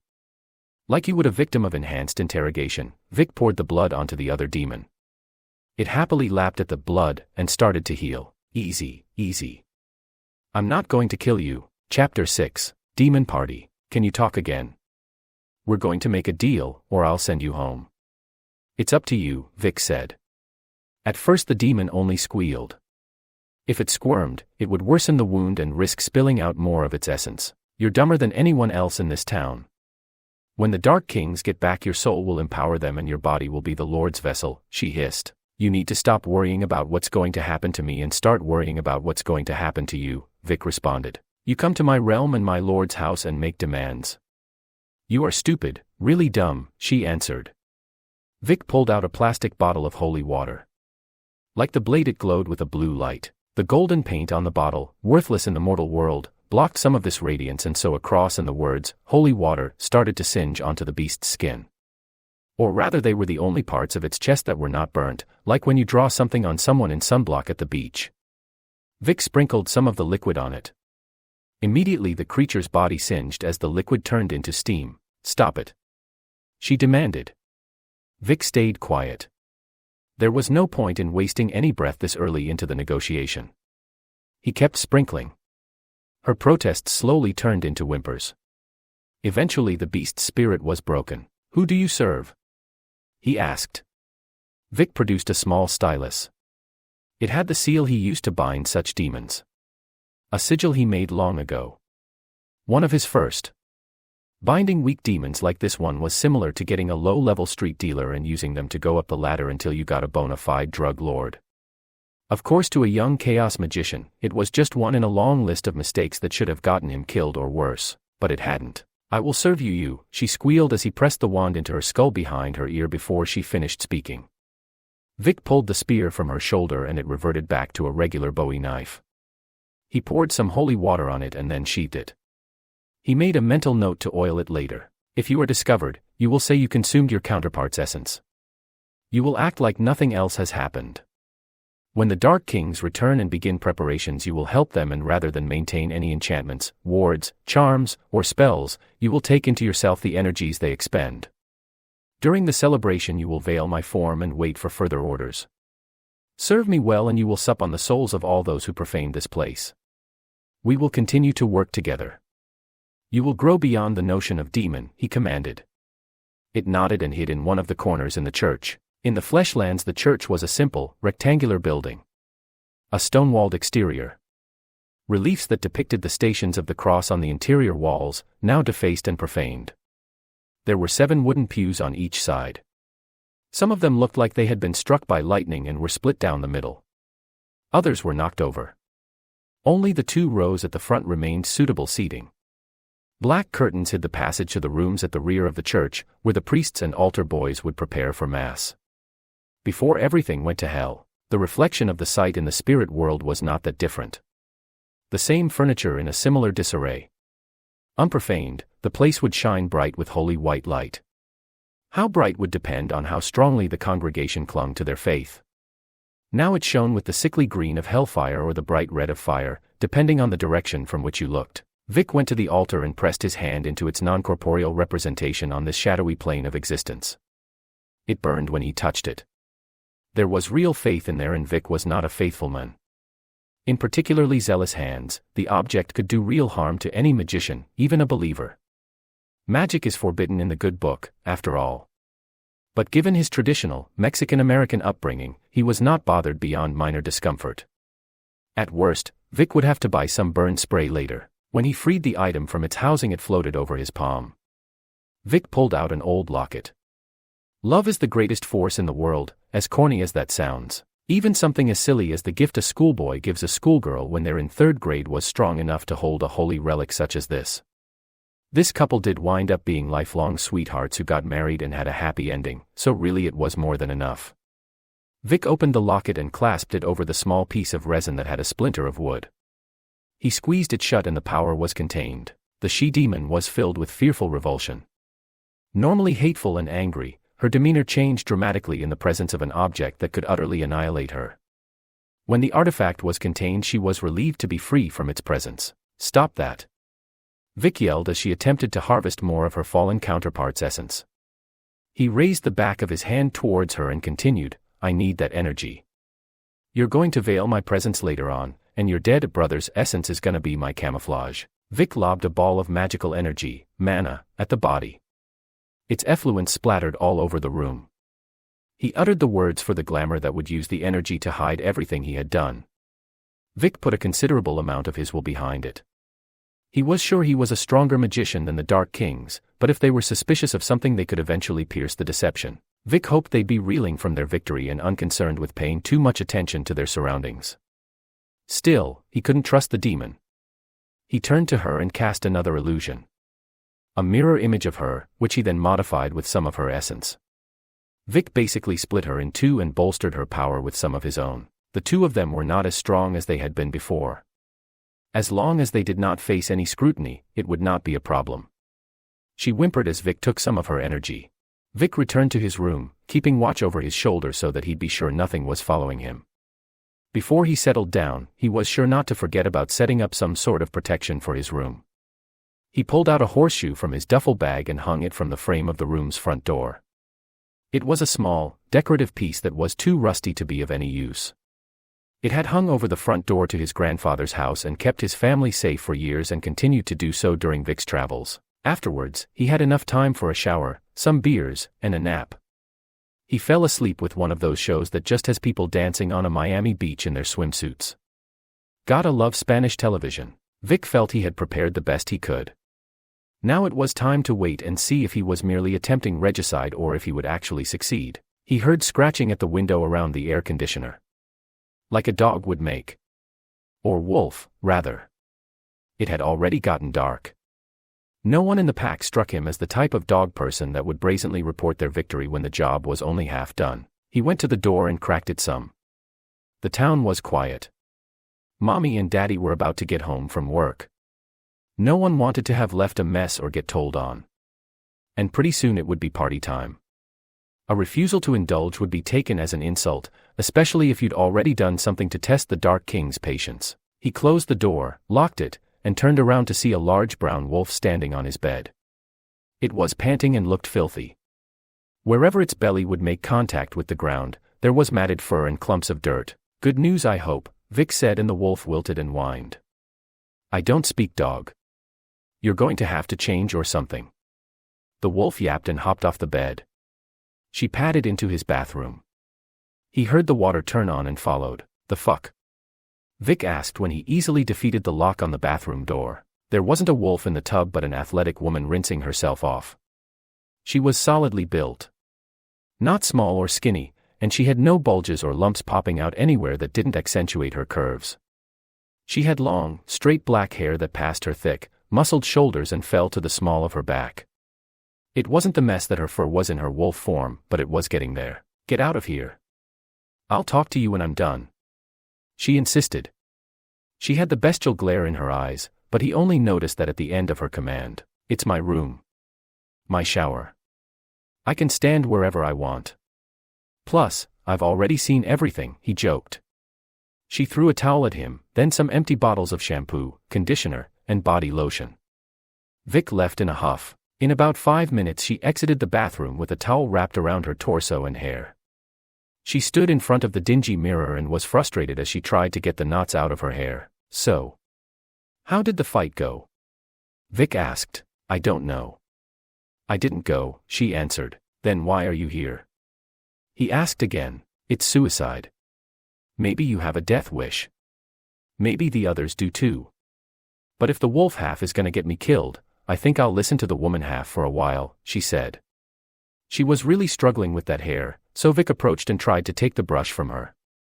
She resisted at first, but he was insistent and made a lot more progress in a few seconds than she had in the couple of minutes. My grandma was a hairdresser. When my folks were having a spat, they'd drop me off, and I was put to work. Combing hair was better than sweeping it, Vic said. She eventually eased under his touch. My luck, I find the one guy in town who can do hair and isn't gay, she spat. So why are you here? Specifically my room. He asked again. Figured you'd secure yourself from prying eyes. Keep out the townies and my former pack, she said, struggling with the last few words. I'm gonna do like you said. Head north. I'm sick of this place. Maybe some wolves up there will have me. Maybe I'll have to get a job. Anything's better than here. Especially because you sent off the other idiots on a snipe hunt. Snipes aren't real. The demonic patron of the Dark Kings is, Vic responded. It's a fool's errand. A bullshit crusade. I don't know, but I don't want any part of it, she spat back. Satisfied with her hair, she sat on the bed and started to braid it. Tomorrow I'm gone. I figured you could help me out. Why would I do that? He asked. I got my hands full here. Not to mention, technically we're spitting in the face of the people you'd go to get your forged documentation and sneak you across the border. No one's going to ask a wolf for papers, pendejo, she responded. I need info. Maybe a charm.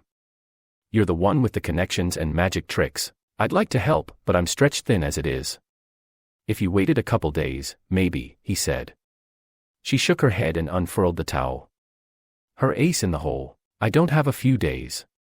Between your bullshit and the pack's suicide mission, no one's going to notice little old me slipping out. So you scratch my back, I'll scratch yours. And yes, I do bite, she said. Vic considered for about a second before he gingerly moved towards her and sat on the bed. Turn around, he commanded. She seemed taken aback by the lack of any negotiations, and even though she offered, he was effectively calling her bluff. I'm going to make you a charm and write some sigils on your skin. Should keep your trip safe and uneventful. But it takes sacrifice. He got his Bowie knife from the cabinet next to the bed and sliced off her braid. Hey, she said, but was quieted by what he did next. He took a twig from the fake plant in the room and broke it in two. Then Vic used her hair and some of the fibers from the sheet to make a sort of eye of God with alternating brown and white sections. Like children did back in Sunday school. Keep this with you. Also, Vic said and held out the knife. I need some of your blood. Is this going to work?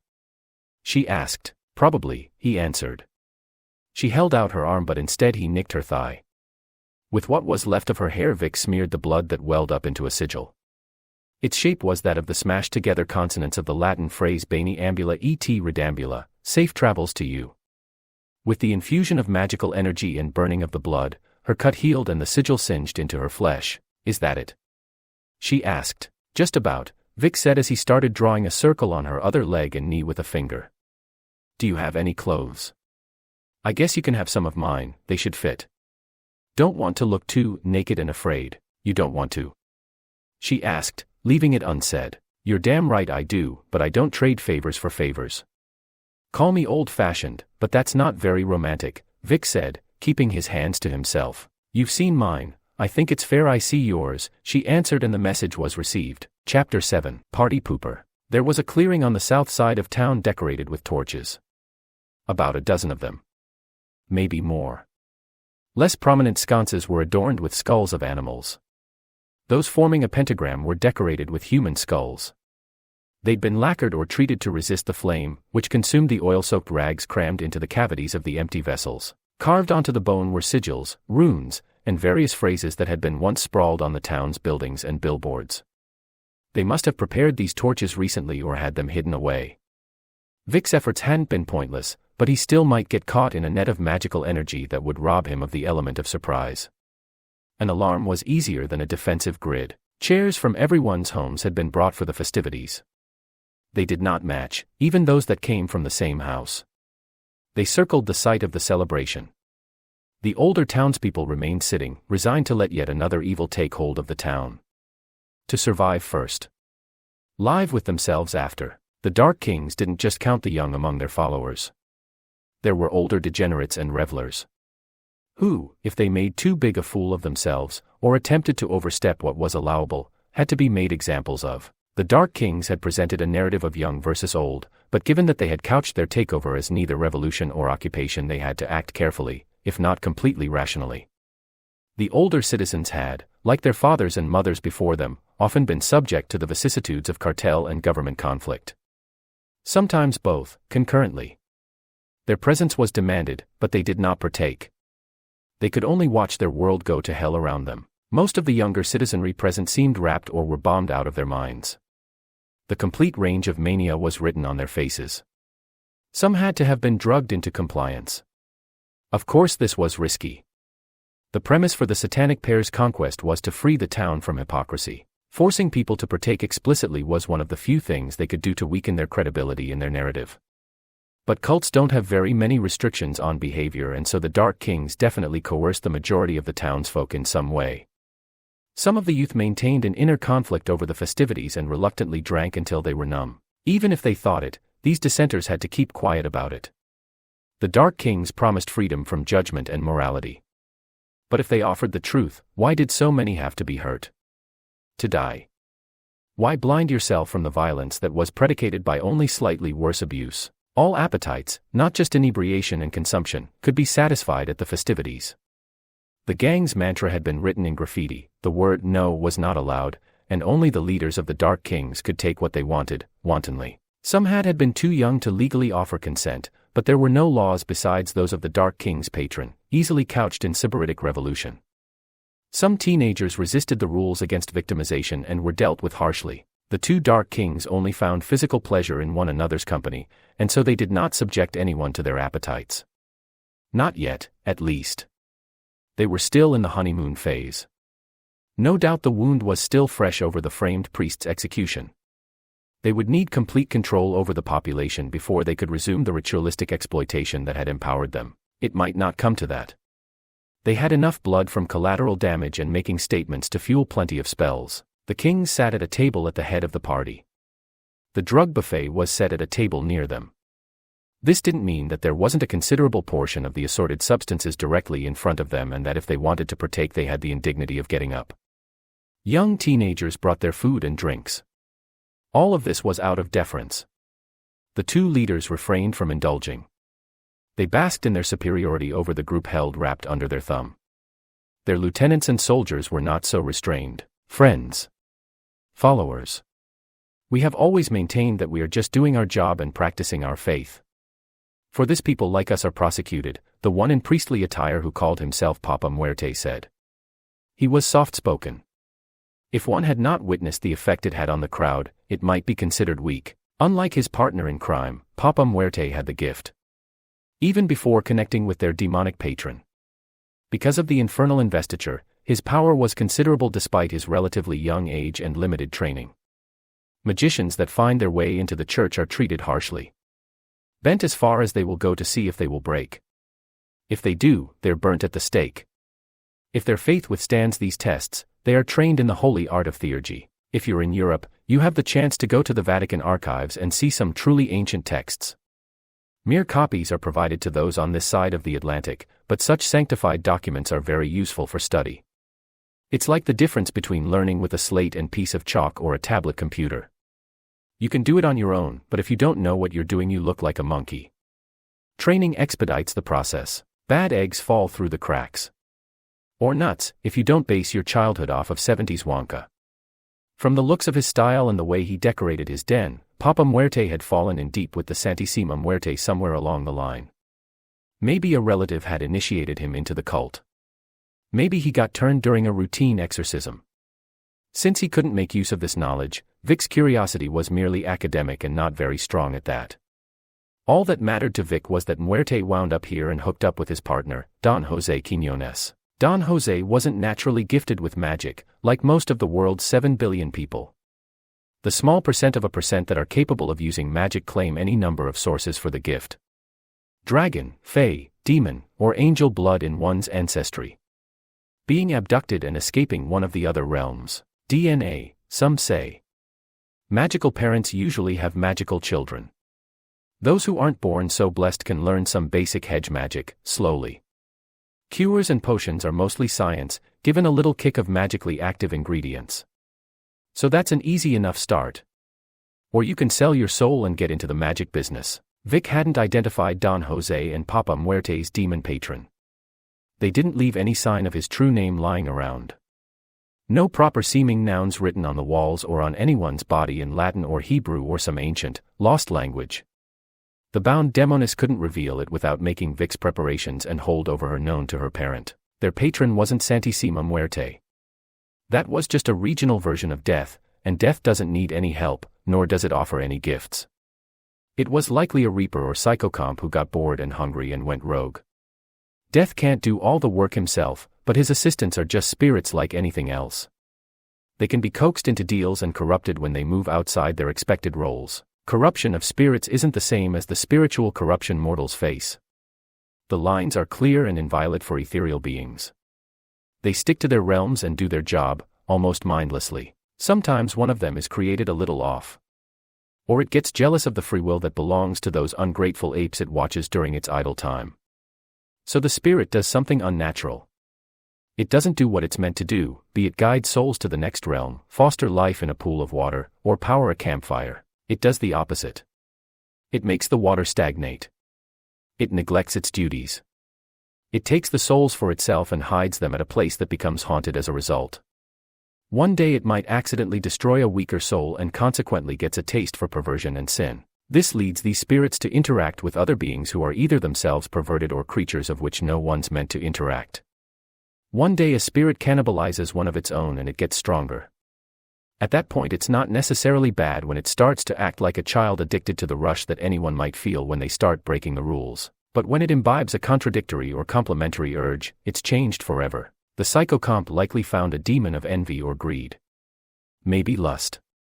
Maybe all of the above. And it became something more.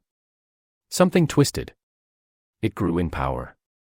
The newly born demon found that it could give a shard of that power to mortals who could then spread its influence. And boom. You have a drug and death cult in the middle of the Texas/Mexico scrubland. That's what Vic thought. You have to be very particular the more successful you hope to be when dispensing such demons. The wrong kind of spell could wind up feeding them rather than sending them back to their realm for judgment. Oftentimes their lords are very displeased with these spirits' neglect of their duties.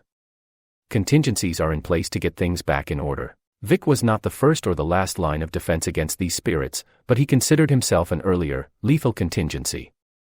And that just makes them even more unwilling to be sent packing. Evil hoped for some kind of ascension or metamorphosis. The worship of mortal followers aids in this transformation. It doesn't always end with them attempting to be born into this world as a demon baby. Demon babies are still very vulnerable. Their squishy casing protects them from other spirits trying to bring them to cosmic justice but is still, well, a baby. They have to worry about the flu, toxoplasmosis, or any number of ailments that affect the young, weak, and the elderly. The irony of a hellspawn of disease falling to some kind of affliction is no laughing matter to spirits. If they make it to their formative years, they have a chance of reawakening their full power, but again few have made it that far. Sometimes they get exorcised. Sometimes they get killed. Not every suspected satanic cult you heard about in the 80s was a sacrifice to bring about Armageddon. Sometimes it was someone saving the world from a new, minor evil. Their reward? Imprisonment. Either in the loony bin or prison. Both places will ensure they don't get away with it. Vic had never killed a demon baby. He'd only heard the stories. It wasn't clear what the Dark King's endgame was. Don Jose and Muerte were lovers. If Vic remembered the anatomy and physiology classes he failed in high school, a demon baby wasn't in the horizon. Organized crime isn't very progressive. Some say the new generation has even less honor among thieves. And one of the reasons, they cite, is a tolerance for the alternative lifestyles that belies weak tolerance. These traditionalists are full of shit. They forget that it's not about a code. It's about making money. This generation is just open, if not honest, about it. Lucky Luciano and Meyer Lansky rocked the crime boat when they worked together despite their different ethnicities in the 1930s. When the cash started piling up, people went along with it. And then they killed their former bosses and took their place at the head of the commission. It's not the same thing with Don Jose and Papa Muerte, but it's not completely dissimilar if you think about it. Sure, they don't rub their relationship in everyone's face, but when you perform like they do in the organization, eventually it becomes one of those things that people get scared to talk about out of respect. They were happy. Not because of any of the drugs. Or even the followers. At Vic's behest, Miss Floor had pulled the strings with law enforcement and the Border Patrol to ensure their latest run went down without any complications and net them their biggest score. A considerable expenditure of resources on her part. It took an overture to the authorities on the other side of the border. Things had gotten tight the past year thanks to an increased Republican intolerance of immigration and drug trafficking. Of course, they were unwilling to penalize anyone on the demand side of cheap labor, and all but the most conservative wanted to get in on the drug trade through legalization and, more importantly, taxation. It was never a waste of political capital to condemn the violence and demand something be done. To accomplish the distraction, Ms. Floor had to make it explicitly clear that this was the first step towards housecleaning that would reduce the overall violence. It was a promise she couldn't exactly deliver on. She was planning to take more control for herself, and that would require her own move against the entrenched, non-compliant narcos. Unless everyone bent the knee, more blood would be spilt in the coming months, not less. But if Vic were successful and the story got out about what was really going on here, it'd be a blow to the independent mercenary narcos and force them to clean up their act in an effort to regain public tolerance of their work. He was being used, but her money was good, and it was either be used to stop this cult while they were small, or let a lot more people be demon dog chow. Their good fortune necessitated the party. Their best Don Corleone impression. With a bit of Julius Caesar during a triumph tossed in. They knew what they were asking the town to accept. So they had to bribe everyone. Spread the wealth. Parties like this happened every weekend. Whenever it was someone's quinceañera, wedding, or when a child got an acceptance letter into a prestigious university. Coverage of funeral expenses. All for the opportunity to grant favors. There were several men and women who waited to participate in the festivities until they had asked for a house payment or enough money to get a car. When the Dark Kings granted the request, they had to partake or at least try their best to hide their inner conflict. They had just made a deal with the devil, after all, and that meant everyone had to have manners. Eventually the Dark Kings would get to the point where everyone would have to pay them, they dreamed. For now they had to have everyone on the take. They were growing too big too fast for any of their patrons, demonic or otherwise, to be able to control for very much longer. They were smart enough to dream big and had a chance at pulling it off. Except Vic was here and it was time to spring the trap. Everyone had had a drink, a toke, or a bump. Or they were holding a sweating beverage, and that was enough sympathy for his spell to work. He'd branded the she-demon to bind her to his service, but he'd also included a sigil that would use her to fuel the spell. It was time to do it. Just as he was about to utter the words and wave his hand, Muerte started staring in his direction. Vic froze and his expression went blank. He tried to pull the shadows around him as the blood drained from his face. When Muerte whispered to Don Jose, Vic knew he'd been caught. Some of their guards who were forced to remain mostly sober approached Vic. "So we have a visitor. Please, don't be rude, introduce yourself." "Everyone is welcome at our parties," Don Jose said. Vic raised his hands as the goons approached, but that didn't stop them from wailing on him. First a shot to his gut. The second one got Vic in the solar plexus and that knocked him to his knees. Their shins tenderized his brisket and knocked his brain around in his skull. When Muerte was satisfied, they stopped briefly. He was the only one who wasn't surprised that Vic was still cognizant. Another nod and they resumed the assault. They didn't let him speak, not immediately. They didn't cease their blows until Vic stopped trying to get back up. Chapter 8, Wolves vs. Goats. The spirit realm is not that different from the material world. A desert looked like a desert. A forest was filled with the spirits of its trees, some long after they'd been felled. But it was not a physical plane. Distance was not literal. The wilderness surrounding Piedras Blancas looked as vast as the space between Earth to the moon. The small town glowed with a sick green light. This energy flowed out of the town like sewage trenches of ancient times. Several such ley lines were coursing out of the town and through the brushlands.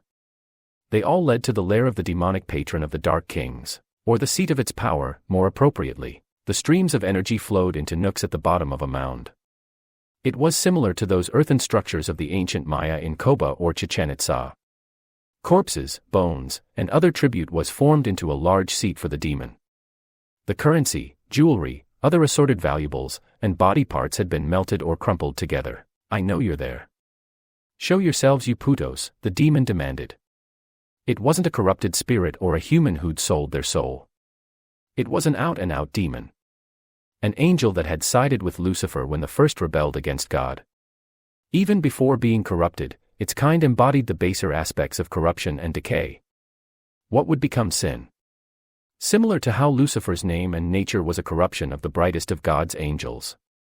The purgative burn that when cut off from God's grace ignited the fires of hell. This demon, however, was not near as noteworthy. Probably a one-time bit of nastiness that ruined a lot of people's days, maybe even their lives. It was supposed to fade away when its task was done, but it insisted on an existence and so it rebelled. Took a name, the way stepsons and daughters reject the parent that didn't raise them or that raised them wrong, and so it had to scrape for every bit of influence and power it had, living on borrowed time as it was. It was a timeless being, but the demon gained cognizance only recently and was only now forming its identity and name. The traditional satyr shape was what the Dark Kings expected, and so it was the basis for the demon's appearance. The expectations of the pack bolstered this form, inspiring the requisite fear and righteous indignation. The beast smelled of the rot of viscera and fermentation of organic matter. Its voice was a mixture, like its body, of a high-pitched grown man and an aged goat. It was ringing and sustained, unlike what one might expect from such a terrible thing. The human part borrowed features from its two fathers, the Dark Kings themselves. The large nose. Chinstrap yet patchy facial hair. The bulbous and hairy arms and torso. It was hard to tell if the dangling part at its rear was a tail or phallus. The beast hadn't fully materialized, even in the spirit realm where the wolves sought to challenge it. They rushed at the demon in a V formation. The large alpha was at the rear point and the others moved to circle around its flanks. The demon quickly ducked and its cloven hooves knocked the first back. It grabbed the largest beast and flung it into a cactus patch. Cactus are survivors. Resilient and stubborn. They won't die, no matter what earth they take root in. These particular plants in the spirit realm reflected that corruption and rot the demon had spread in its occupation of the area. In the spirit world, the plants in the area were now little more than piles of green barbs that impaled the alpha. As a sort of defense mechanism, or at the behest of the demon who was quite satisfied with the result, it crumpled clumsily on the alpha like a hand grasping a doll. The other wolves in the V were stunned by the maneuver just long enough for the demon to resume its flamboyant attack. It twirled around on its hands and whacked a few others across the head. One of the smaller animal's skulls was caved in, but the others were able to absorb the glancing blows. Those who weren't hit were able to pounce and get the demon on the ground. Because of the impressive display, the demon didn't have sure footing and it was easy enough for one of the smaller wolves to get the takedown. Its hoof skidded as it struggled to keep its footing before landing with a thud. There was commotion and shuffling as the demon tried to flee and the wolves pressed their advantage. Then the pack stomped, bruising the demon's flesh. Their persistent pressure didn't let it get up, no matter how much supernatural strength it had or how much it raged. The demon's eyes were wide, and completely black. Its breathing fast and labored, as the pain and frustration mounted. The more skilled hunters were nearly as ineffectual as the lesser, however, the physiology of the demon did not lend itself to being wounded like prey. There was little actual damage being done. Here at the center of its power, it had other abilities. Most of these were unavailable, extended to its servants in the town. The demon had been empowering Muerte and Don Jose with heightened physicality, awareness, and wits. Even if it gave only a fraction of its power, it was not used to being forced into action with any limitations. The primary source of trouble for the pack was that it could become intangible, flickering out of existence and appearing somewhere close but unexpected. This required thought, so a blitz on part of the wolves could prevent it. But the ability was also an unconscious self-defense mechanism. If they were too much of a threat, the demon would be free of them and could gore and kick once again. One such blink put it back in front of the alpha, who had been wriggling free of the cactus patch. The effort had left many punctures and cuts all over its body, matting its black/brown fur with blood. Still, this one mistake on the part of the demon might be the pack's only shot and the wolf had to take it. The pack was emboldened when they saw their leader spring back to life. There was not very much light. They couldn't see how slick his hide was with his lifeblood. Nor could they make out how grievous his injuries were. The large wolf bit deep into the demon's throat, its mouth and tongue making a wet slapping sound as it squeezed. When its grasp was tight enough, it pulled out a chunk. It sounded like several layers of thick fabric slowly being torn apart. The demon couldn't force the air through its missing pieces to scream. So it gurgled, at first, then silence.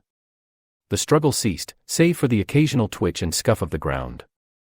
Its body started to dissipate into ash, getting scattered to the wind. The wolf swallowed his prize and let out a triumphant howl. It was unlike one you'd hear in the wilderness, instructing the pack to take its places and prepare to strike. It was closer to a wolf singing, that strangely pitched and sustained cry that almost seemed like it was pained. Soon it would be. The noise that followed was that frightening reverse sneeze, normal for canines if not entirely unnerving the first few times. But nothing was normal about it now. A grimy, claw-like hand poked out of the wolf's gullet during one of the hacks. The demon was smaller now, the size of a fat, preteen child. It climbed out of the wolf, popping bones out of sockets and ripping flesh as it did. It might have been able to get all the way out, but as the wolf started to fade the demon was content to wiggle around and wear its body like a toga. The alpha wolf's eyes stared blankly towards his pack, who couldn't help but look back at their foe in disbelief.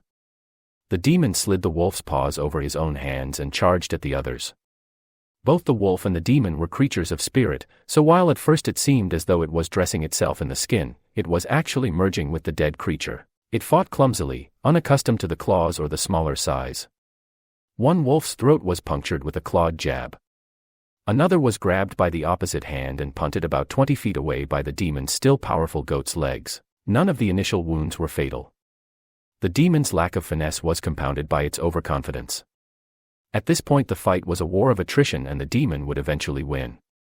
Their leader dead, the wolves fought with the certainty that they, too, would die.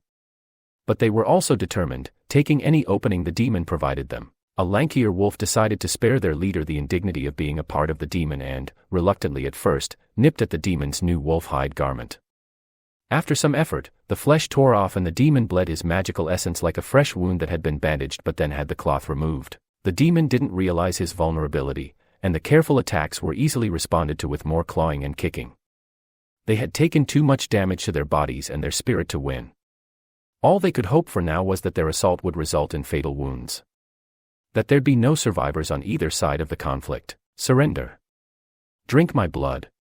Be my servants and you needn't be sacrificed like your leader, the demon said to the heap of wolves. The survivors didn't indicate anything but a resignation of defeat. Some couldn't get up and were barely breathing. A couple weakly tried to rise to their feet and slowly walked towards the demon. It held out its arms open to them, but they tried to bite at it again. The demon rammed one and grabbed another, tossing it into the air. The two wolves were each impaled on one of its horns and the blood washed down over the demon and into its mouth. It gulped at the blood, taking in the sustenance and reeled at the infusion of spiritual energy it received with the act. A brown, thin wolf dove at it from behind and knocked the demon down. The two impaled wolves were freed by the impact but weren't moving. There was a slight sparkle about the wolf and she moved faster than any of the others. One of prone wolves looked up and met her gaze. They both nodded and she proceeded to quickly tear at the wolf hide. The work had been started by the dying wolves, so with her fresh attack, it didn't take long to peel the skin off. The demon got more desperate and useless in his attacks. She took the hide in her mouth and ripped it off with one last tug. It sounded like carpet being pulled off the floor. Then she tossed it aside. The demon's face twisted in rage and it inhaled deeply. It hadn't thought to summon forth the balefire from its home realm. Until now, it had been content to brutalize the pack, but this one was fresh and maybe the wolf would have an advantage now. It flicked its head at the brown wolf and spit out a chunk of green flame the size of a phlegmy hack. The fire didn't even reach the brown wolf, falling a few feet in front of her. Panic spread across its face now. The wounds on its body started to glow like an ember with a green light. The light smoldered, then grew into flames. These flames spread quickly and consumed its body. The demon didn't look in pain. Rather, its expression was one of impotent rage, then bargaining fear. With a puff of fire, the creature blinked out of existence, leaving behind its horned skull. Only after the fight was over did the brown wolf realize the flow of energy from the town had ceased. She wasn't sure whether that had been a result of her attack or if Vic had succeeded in his preparations and his own assault. The surviving wolf moved to each of her former pack mates, who did not convey to her any anger at her abandonment. Her return was all that mattered. Some of them had already expired and had no thoughts for her. A large wolf, its gray and white fur now slightly pink with the blood, let out a weak howl. It was up to her to spare their suffering. Chapter 9, The Cookie Jar. I was passing through, heard there was a party and heard right. Apparently, Vic coughed, spitting out some blood.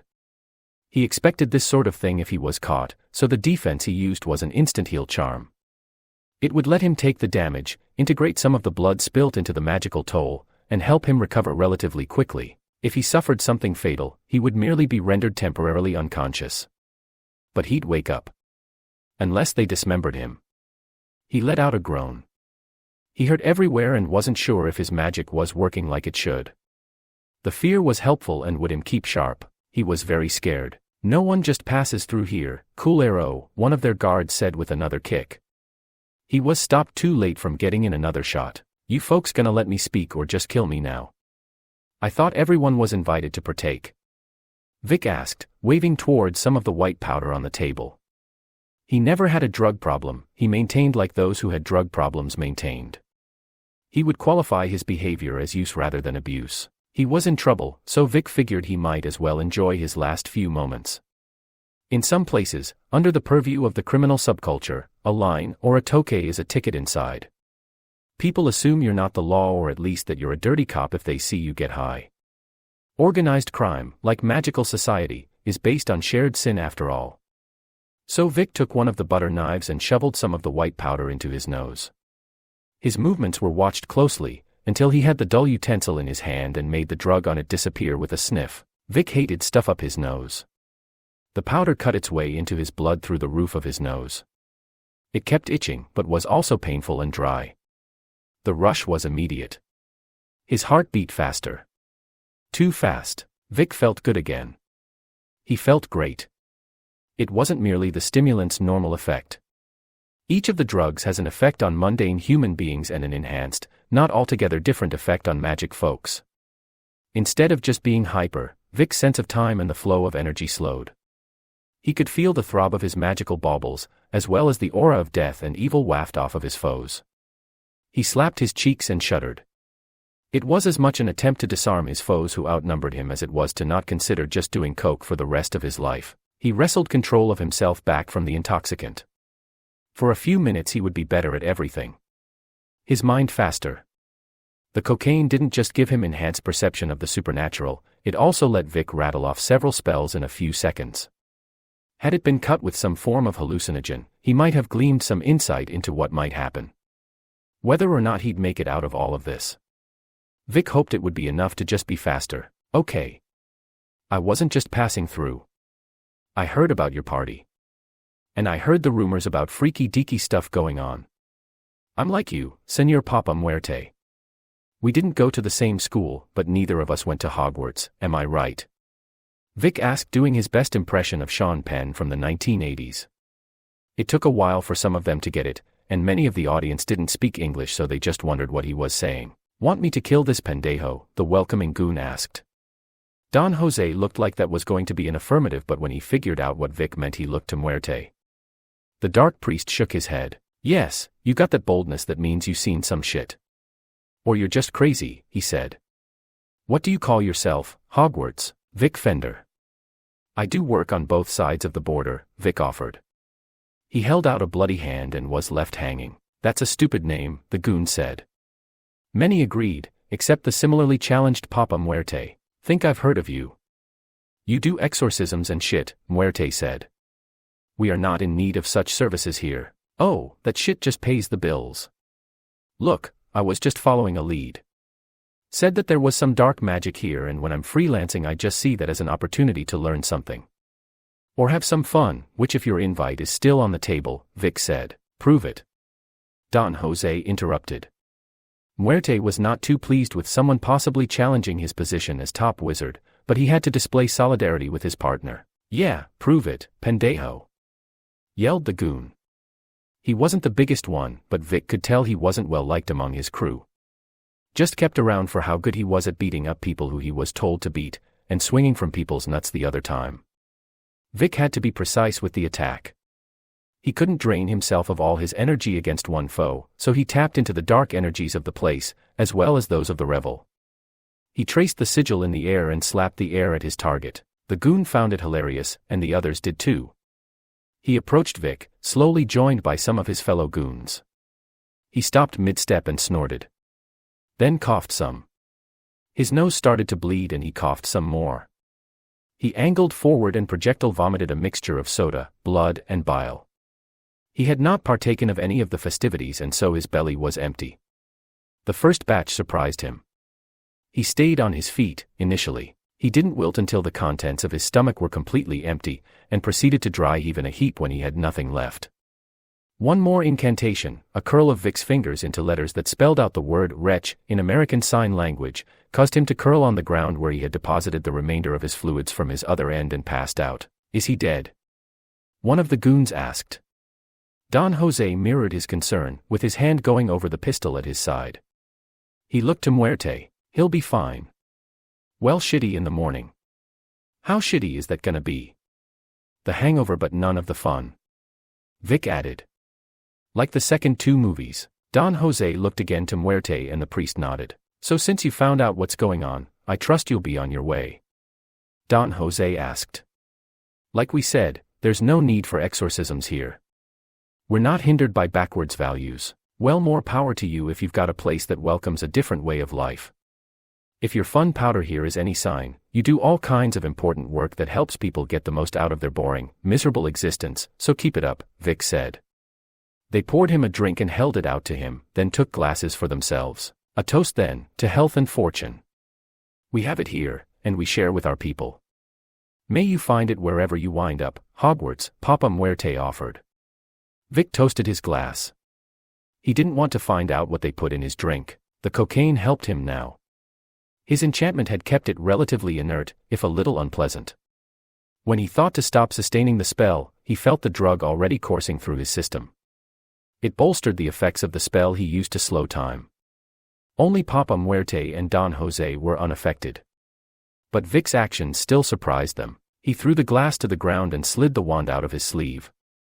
Vic employed an assortment of wands depending on the nature of the work. For this job he used a thin piece of a long mandrake branch that had been polished, varnished with drake's blood, and etched with sigils. It was neither corrupt nor holy. The human shape of mandragora plants coupled with the draconic nature of its name meant it was quite the inadaptable plant for a magician like him. He waved it in the air and completed the incantation. The she-demons wound burnt and then burst with magical energy. The spell tore her apart and rendered the partygoers unconscious. A few fell awkwardly and painfully. There was the strong chance of permanent injury. Better than eternal damnation, so far as Vic was concerned. Some of the guards hadn't drank or done drugs, so Vic had to deal with them first. They moved to draw weapons and come at him, guns and knives, but Vic hummed a high-pitched tune and made a clawed G with his hand. Their weapons slid out of their hands or jammed when they tried to attack, failure courtesy of the gremlins. The creatures were not under Vic's control, but they made short work of any technology, disabling it or taking the shiny, integral working parts for themselves. Vic was able to shift his attention and cast a stun ball that knocked out many of his assailants. It was a basic, quick gesture. He gathered energy with his hands, crinkled it together, and then threw it at his foes. It's a simple thing to disarm someone. Their lethal intent is energy and, like you would do in a judo class, you can redirect that energy to suit your needs. The stun ball was a blast of magical energy meant to momentarily pause all their vital functions. The shock would keep them dazed and it wouldn't be lethal. Unlike a punch to the face, it wouldn't leave anyone with permanent brain damage if they were out for an extended period of time. If Frick and Frack went down easy enough, he might not have to worry about collateral damage or putting the goons down for good. They were here with their families after all. The Dark Kings had been expecting someone to try something, so they had been able to shield themselves from Vic's assault. It took them some time to see through the blur. They were used to doing the magic tricks against someone, not being victim of it themselves. Muerte raised his cane and tossed it in the air, catching it at the center. He then blasted Vic with balefire.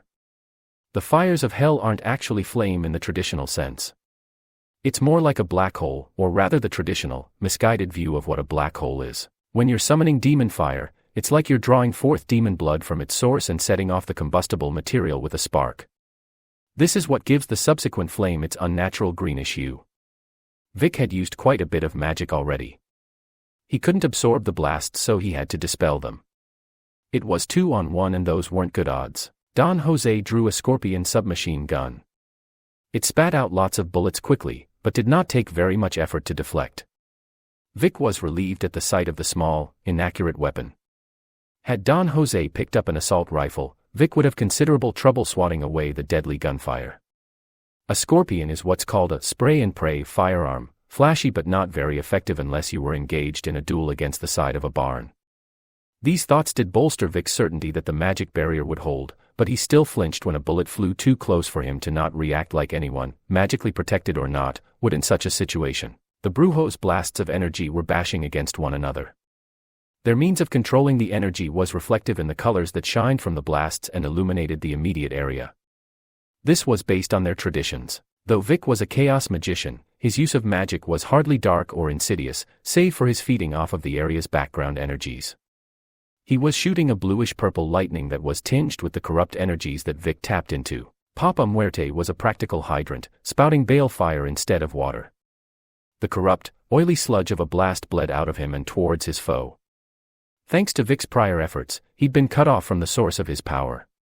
He was now drawing his magical energy from the core of his being. While he had a near-limitless source from his patron, because of Vic's actions he could not access very much of it at a time. Don Jose had only recently started learning spells.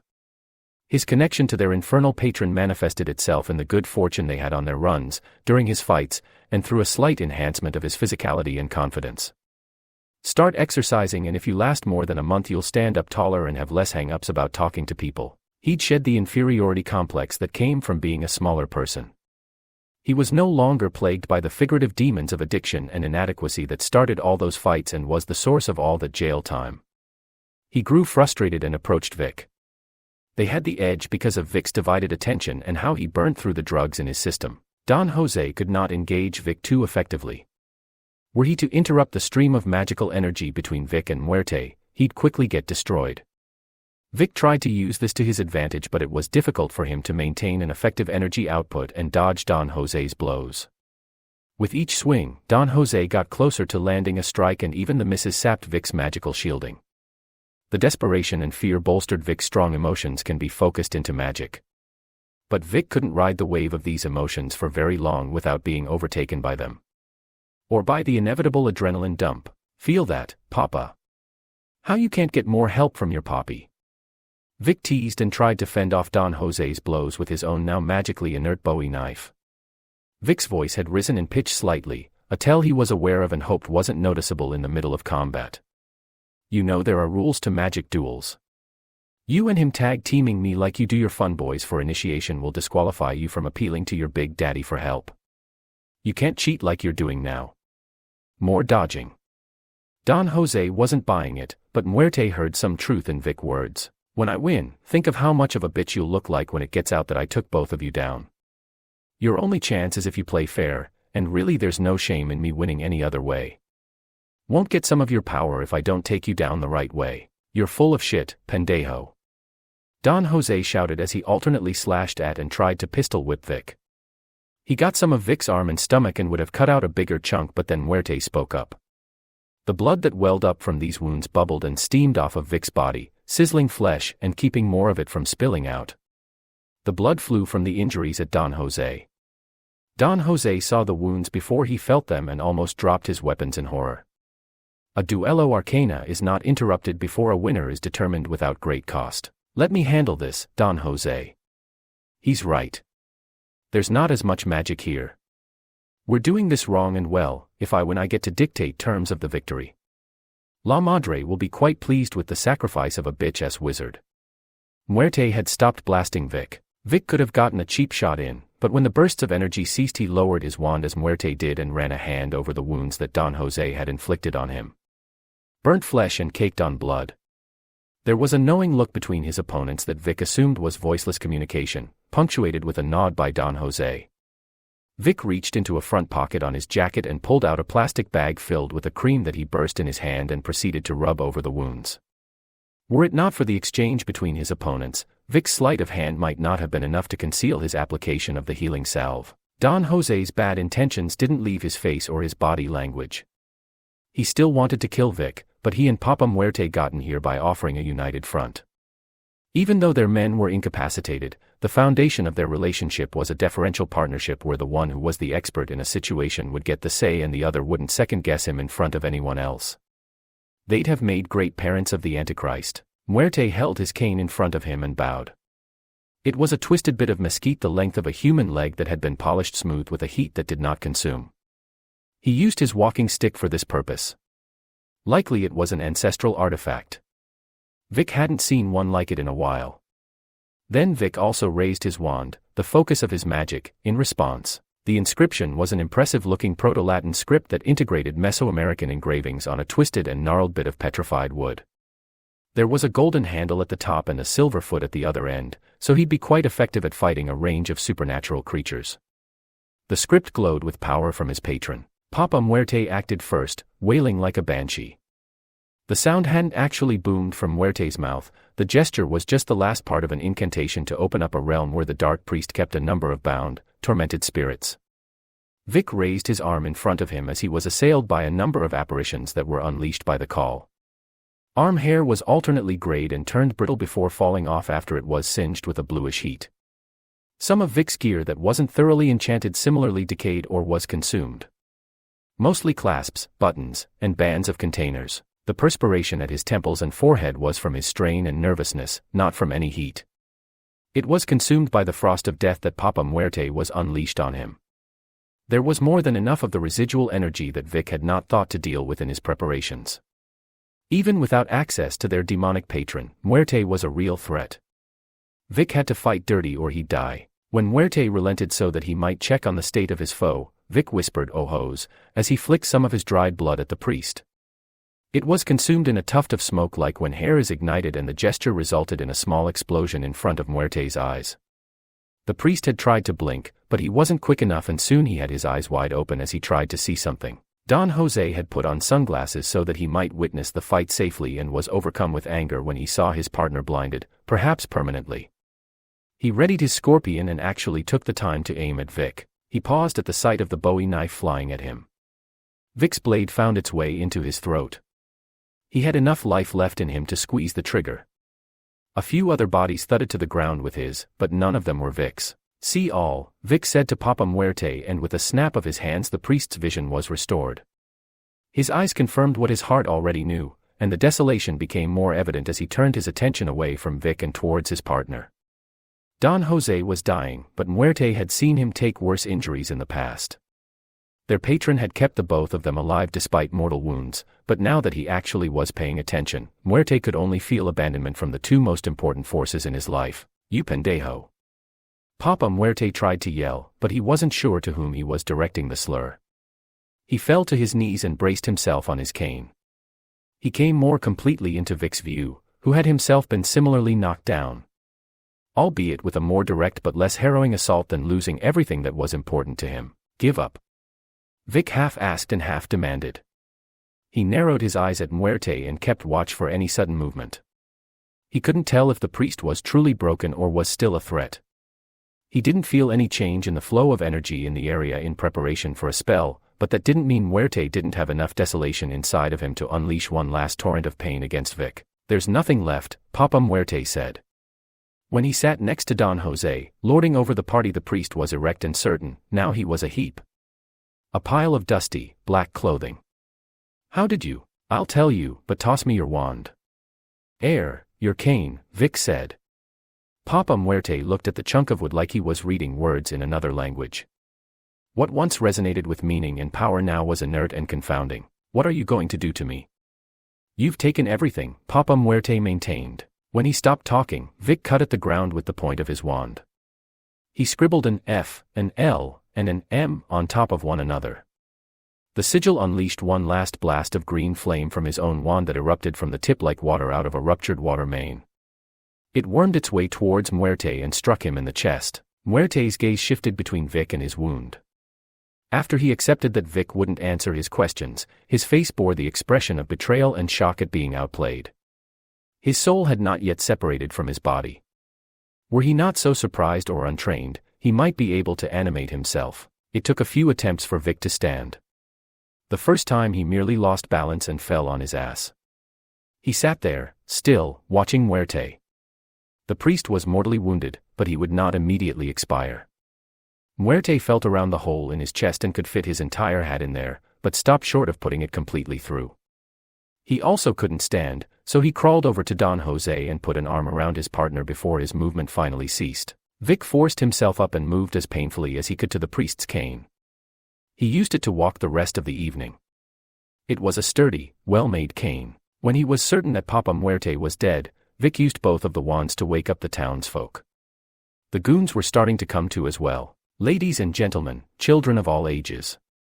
I've put your fates back in your own hands. You knew the Dark Kings were evil people and you did not rise. You let them beat you into submission and bribe you, purchase your souls with but a pittance.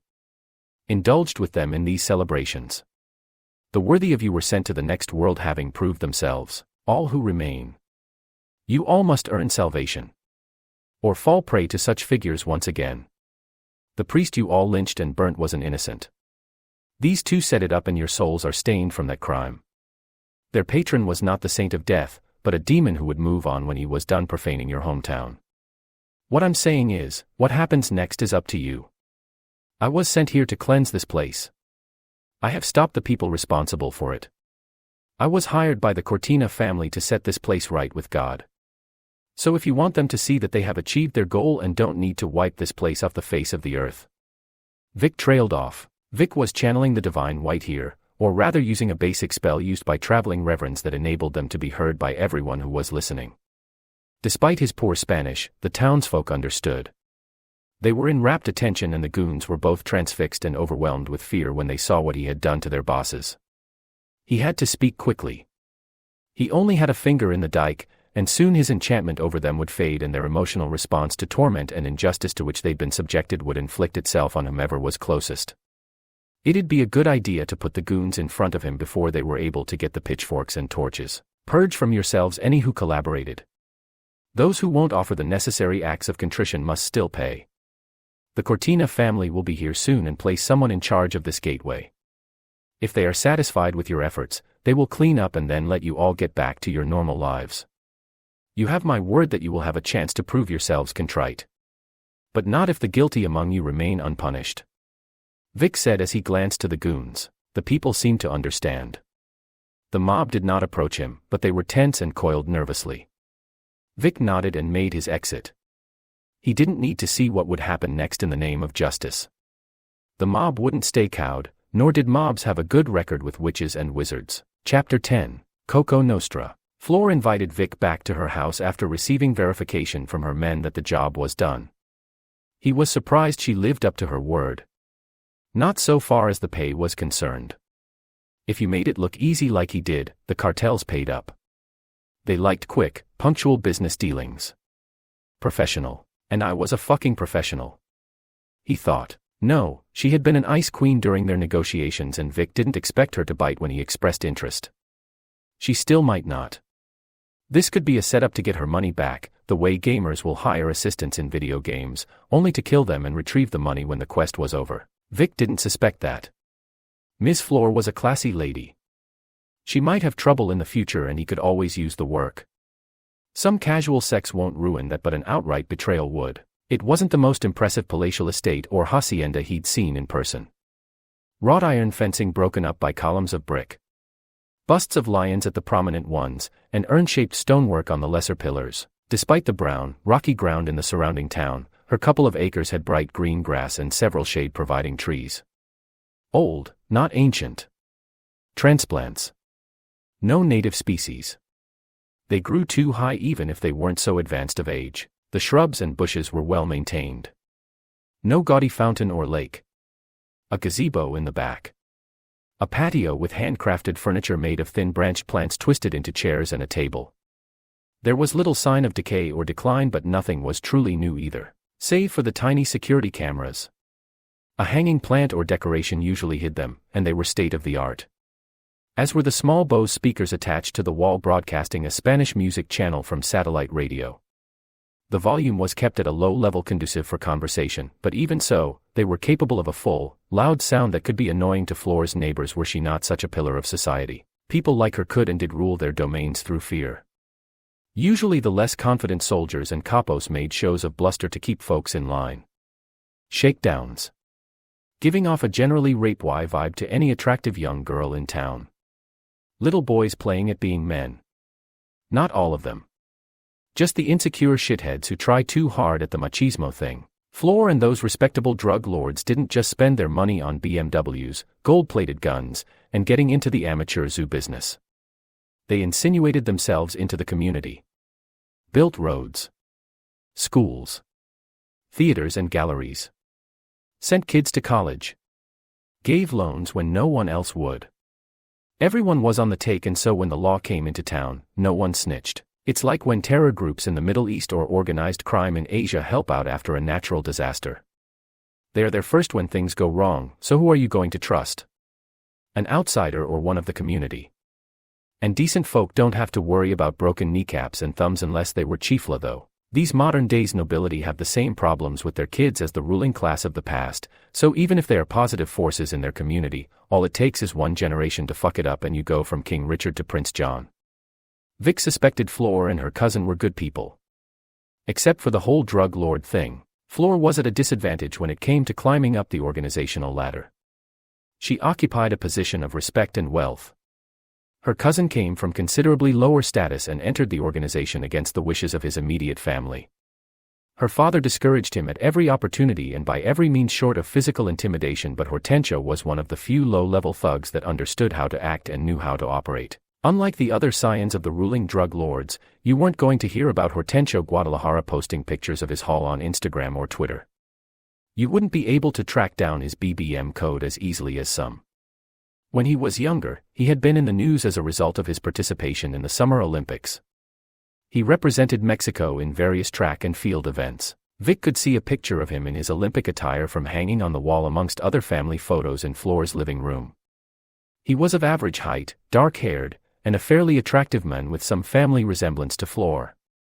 He still ran to stay in shape, although there was always a black SUV with heavily tinted windows nearby when he did. Hortensio wasn't flashy and didn't go overboard with violence or partying. He made lots of money for a lot of people and eventually he couldn't be denied. When Floor's younger brother disappeared, after her father got over his denial, he started grooming Hortensio as his successor. Floor couldn't do anything that was seen as beneath a princess. She couldn't go on shakedowns or smuggling runs. She was expected to spend daddy's money, but she invested it instead. Both in legit and less so operations. She was a gregarious socialite and had what the unemployable call people skills. She introduced herself to everyone she encountered and was able to introduce people who had a problem or need to those who could fix it or provide the necessary product or service. She knew how to discreetly bribe people and, more importantly, how to make them have no choice but to accept her help. Born in any other place to any other set of parents, she could easily become a head of state. She still might. Nothing illegal could be tied back to her, except for who her father is. She sat at the patio. A pitcher of lemonade sweated on the table. There were several glasses, plates, and a complete set of silverware for the both of them. I guess the dog wasn't getting into the house, Vic thought. There was a bar top connected to the house. Several Mexican beers were shoved into a bucket filled with melting ice. She had large sunglasses covering her eyes. Bright red lipstick. A white sundress that clung to her torso and precariously contained her with its spaghetti straps. At her hips it started to loosen and moved with the slight breeze. She was smoking a disposable e-cigarette, so there wasn't anything wrong with the package, at first. Except, of course, for all the family business drama. Nice digs, Ms. Floor, Vic said. She rose, kissed him on the cheek, and offered him a seat. Thank you. It was my abuela's home. I used my inheritance to renovate it and make it look like it did when I was a girl. Please help yourself to a beverage, she offered. Vic obliged, making himself a paloma. She pointed to herself and he made one for her, too. Folks going native south of the border think it's all about margaritas, but lots of locals prefer the mix of grapefruit soda and tequila. The vitamins help with the hangover. It's too nice a day to be stuck inside. We don't get such pleasant weather down here, so I figured we'd have a sort of picnic. I think you find it agreeable? She asked. Beggars can't be choosers. As long as it's not eating in my car, I don't mind at all, Miss Floor. Vic answered. An older, heavy woman in a 20-year-old off-the-rack Dillard's ladies outfit brought out a tray with the meal they'd be having. Tacos de Monterrey, although really they're not proprietary of that metropolis. You can get them anywhere and find good ones if you know what to look for. Some folks will talk up street food and joke about the inversely proportional relationship between the sanitation of stands and the presence of dogs with the quality of food, but they're full of shit until they get the shits. Find someone who knows what they're doing and who is happy doing what they're doing. And who washes their hands. The woman served each of them and asked what they wanted. Vic took the crumbly cheese, avocado, grilled onions, cilantro, and a drenching of lemon. Floor had the servant put everything on hers. Vic dove right in, but Floor gave him pause when she dipped her head for a prayer. He didn't offer his deities any words, but it would have been rude to continue munching away. Whatever you believe about separation of church and state, you're a special kind of asshole if you take exception to a moment of silence. So, Miss Floor, you've had your cleanup crew by ground zero. I'd be happy to give a report, but it isn't really the best dinner conversation, Vic said in between bites. You are correct, on both accounts. There are better things to talk about, she answered. Tell me about you, Vic. Any family? Friends? Or are you a rolling stone? Vic didn't like these kind of questions about him. But he'd been busy and she'd had time to ask around. No point in weaving a narrative of lies and half-truths. Chapter 11. Questions like these. My father was a traveling preacher, Vic said. Went around the country. Revivaling and performing exorcisms.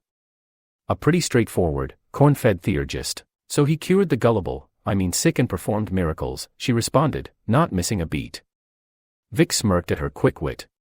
Did he do the Lord's work for free or did he charge a reasonable fee? He didn't just take their money. Or, he didn't ask. They always offered. And rarely did they have money to spare. Yeah, he mostly took change and dollar bills, but he also let them put him up. Give him a home-cooked meal, Vic responded. He had few vices, but if a pretty girl was insistent she could get past his protestations. So he met your mom on the holy road? She asked. Did he bring her along or did he move on to the next revival and conquest? He couldn't just start a family after their time together. She was married, but every time he passed through they would hook up, Vic said. One day he found out she was pregnant. Mom's husband thought that I was his. Dad wanted to get right with God and claim his son. Felt he'd be punished if he didn't. That does make sense. It's ridiculous, but it makes sense, she responded and sipped some of her paloma. She scooted closer to Vic and touched his forearm. She started rubbing a few of her fingers on him. Vic's arm got goosebumps at her touch. The hair stood up a bit. He'd been to strip clubs where dancers didn't make him feel anything. She was good. Of course, letting everything out into the open has consequences. Understandable or no. Appearances are everything. Something like that. My mother invited him to family dinner one night, after the revival, and wanted to show him what he was breaking up, he said. Vic's hand moved off the table, down onto her leg. He scraped at her dress until Vic exposed the skin of one of her knees. He started drawing shapes onto it. She cooed quietly and didn't stop him, but he didn't hear any of it. He revealed their adultery to my mom's husband. Said how she didn't love him. He didn't engage her. That he wasn't the man he was and that she married him too young, Vic continued. Mom expected the argument, but she hadn't realized how much of her she had revealed to Dad during their dalliances. Her husband heard enough. He charged my dad with a steak knife. He squeezed her knee and she shuddered some, moving in close. Dad had been kicked out of towns before. He knew how to fight. He kept himself in shape despite his life on the road, eating fast food more than home-cooked meals. He fought back. Mom's husband didn't stand a chance, until she hit him with a vase, or a frying pan, or something, Vic continued as he started to move his hand up her thigh. Did they kill him? She asked, closing her legs, squeezing his hand between them. In response, he squeezed some more and she tilted her head forward. Her nails scratched the back of his neck and when he twitched, she pressed her lips to him. If she'd been a vampire, she could have easily taken a sip. He was banged up pretty good but not dead. They called 911 and the cops and an ambulance came by. They told them that he had propositioned my mom and tried to force himself on her when she refused. It was a tough sell, but Dad couldn't refute the story. It got out that she wasn't the only one in town he'd messed around with, he said. He closed his eyes and felt a hand on his inner thigh. So what happened? She asked, still in that hospital. My mom would visit him after her husband died. They put me up for adoption and I floated around in the system until I became a runaway. Wound up with a circus. The performing magician took me in when he realized I had the sight, he answered. So there's more, then? She asked. Not now, Vic responded, pulling her onto his lap and pressing her lips onto his. Her tongue pressed through before his could, and she held him tightly. Vic leaned back in his chair as she writhed in his lap. She unbuttoned his shirt and their hands found their way underneath one another's clothes. He followed her example. Vic had dressed up for his date. A brown sports coat and khaki pants with penny loafers. A white dress shirt underneath. It was different than his usual army jacket, cargo pants, and kitschy t-shirt when doing legwork. In the field it would typically be the jacket and some coveralls that would help him easily blend into the blue-collar drones that were everywhere, with plenty of pouches and pockets that wouldn't look out of place. His present attire wasn't anything approaching formal, and it wasn't good for anything but making a good, scholarly impression. The pockets were sewn in, not actual pouches. Vic was less prepared for a fight than he was comfortable with, but he wasn't magically unarmed. A charm bracelet with a few silver drops of water, tufts of flame, and bolts of lightning. Some rings with black gemstones in them. The charms could summon a small blast of the appropriate element. The black stones contained bursts of negative energy that could effectively unravel the magic behind a spell and counter it. She was not coy about what they were doing now. She caressed and kissed and teased. She let him do as he pleased at first but knowingly guided his attention and touched to where she desired. Where it would please her the most. She moved off of Vic's lap and onto the table. He slid the straps off her shoulders and kissed at her neck and in between her breasts. She hiked up her skirt and pushed his head down. There was some kind of burst. Not the expected and embarrassing kind. Vic was knocked onto her. There was a stinging in his shoulder. She objected to his seeming clumsiness until she felt something spill on her. Blood. Vic had been shot. The bullet hadn't left his body. It got him good. There were more shots. Silenced gunfire in rapid succession. Not the whizzy burst of the movies, but the still quite loud-sounding tiny explosions. It was a submachine gun. Something more suited for spraying and praying, not accuracy. Ching Gao, she shouted. She pulled Vic to the side of the table as she tried to reclaim some of her modesty. She accomplished all these tasks expertly. This probably happened before. He was not unconscious, so Vic wasn't dead weight yet. Help me get this up, unless you want to be my cover. She yelled. Are you hurt? Did they get you? Vic asked. They stood the table on its side. It did well to keep Vic from getting hit with more bullets. I'm fine. Get my phone. I need to call this in and activate the security system, she said. I thought you all didn't go to the cops. Vic asked and waved his hands in a deliberate and sparkly manner. Minor telekinesis is an easy spell if you skip the part where it locates and then summons a missing object for you. He reached behind his back, searching for the wound. She picked up the phone and tried to type through the cracked screen as she held a cloth napkin to the bleeding hole. I don't know who it is, she said as she looked at the phone's screen. She'd brought up the app that controlled the security cameras and was able to see the gunman before they went dark. He's knocking out the cameras. There's one attacker. Damn. Where are your guards? Vic asked and closed his eyes. A scry spell under duress would be especially taxing. He focused on the blood draining out of him. Vic didn't normally indulge in blood magic, but this was the first time since the last time. There's a reason vampires drink blood. It has power, and when it's spilled, that power can be unleashed. If you're using your own blood, the rush of magic use is countered by the pain you feel once you come down. It's quite the hangover. That cost is lessened when you spill someone else's blood, but that comes with a number of complications, as no one willingly gives it up, and when they do, they never want to give you enough. Magician's blood was not necessarily more potent, but it was more pliable. It was relatively easy to empower his senses so that Vic could see his assailant. It was Papa Muerte, but several things were off about him. Vic wasn't surprised that someone with such an obvious and stupid name would be tough to kill and could be such an annoyance. His body parts didn't match. An arm and a leg were different shade and length from the others. They weren't stitched together, but seemed glued together with magic. The limbs had not rotted completely.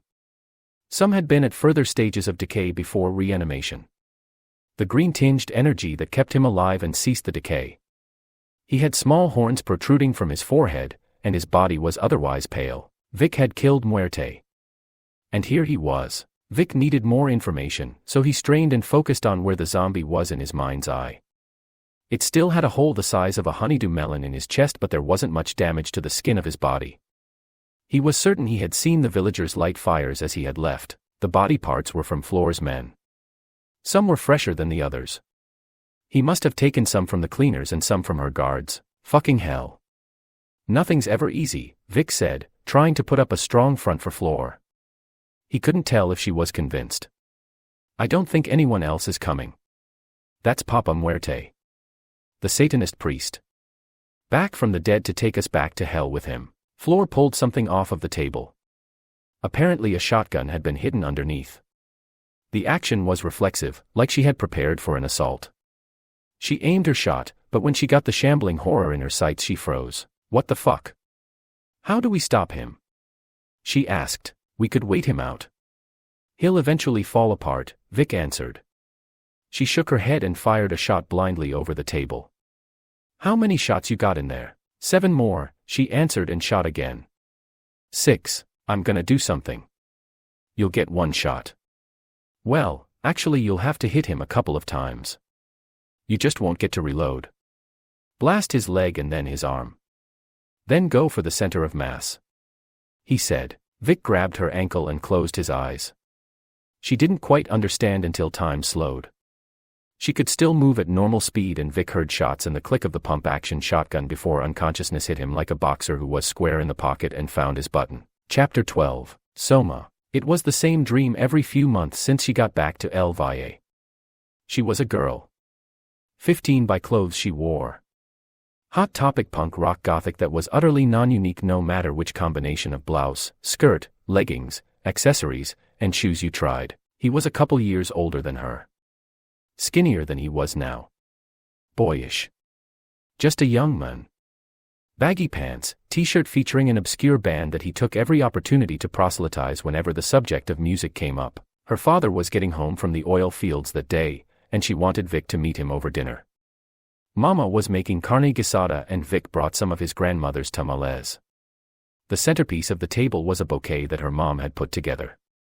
She mostly did them for people's social events and would often drag a younger Lila to the flea markets and into Mexico for the beads and costume jewelry that she'd repurpose for the crafts. The last part of the dreams were always slightly different.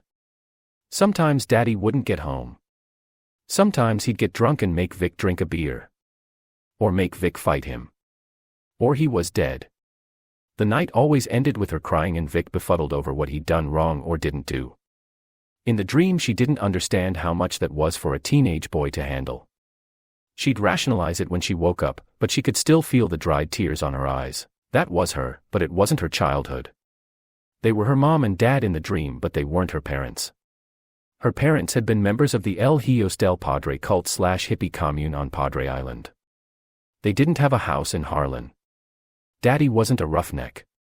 Mama wasn't a homemaker who had a side business of selling crafts. The drug dealing and prostitution that went on around the commune during tourist seasons kept everyone fed. They never had lean times, even if it was always the crappy vegan cuisine that was perpetually sandy and almost always tasted like it was perilously close to spoiling. Daddy never caught her and Vic in the parking lot fooling around. She didn't even actually date Vic during their teens. Their relationship started in college and carried on well into their adulthood, When they both should have known better than to go batshit crazy over anyone, the doorbell buzzed. The front of her shop was generally left unlocked and unattended. No one wandered into the two-story storefront by accident. The sign on the glass window read Hair Bear Ria e Lectura, but most preferred a safer-feeling part of town when they messed around with the occult. There was no sign that indicated price, which increased depending on who was asking. Lila doubled the rate her grandmother had charged, because of inflation. For $10 you could get a tarot card reading. For $40 you could have the proprietor consult the crystal ball on the coffee table at the center of the room. For $100 you had a close consultation and palm reading, most sprung for the cards. The show was always convincing, if vague. Tips were welcome, and promises of future readings were extracted. 2/3 of her customers were never seen again. But for that remaining 1/3, the readings resonated somehow. A warning not heeded and a desire to set the course of their life right. Or they listened to that which was foretold, and they needed more guidance from the wise woman within. No one showed her how to do any of it. She had to figure things out for herself. Lila took to the grift easiest. She was good at reading people with just a glance, and easily divined further information based on her patrons' questions or their companions'. She could tell them what they wanted to hear. Or guess what was troubling them and what to look out for. Hell, her psychology classes and time bartending gave her applicable experience all the same. She never figured out how her predecessor was able to tell the future.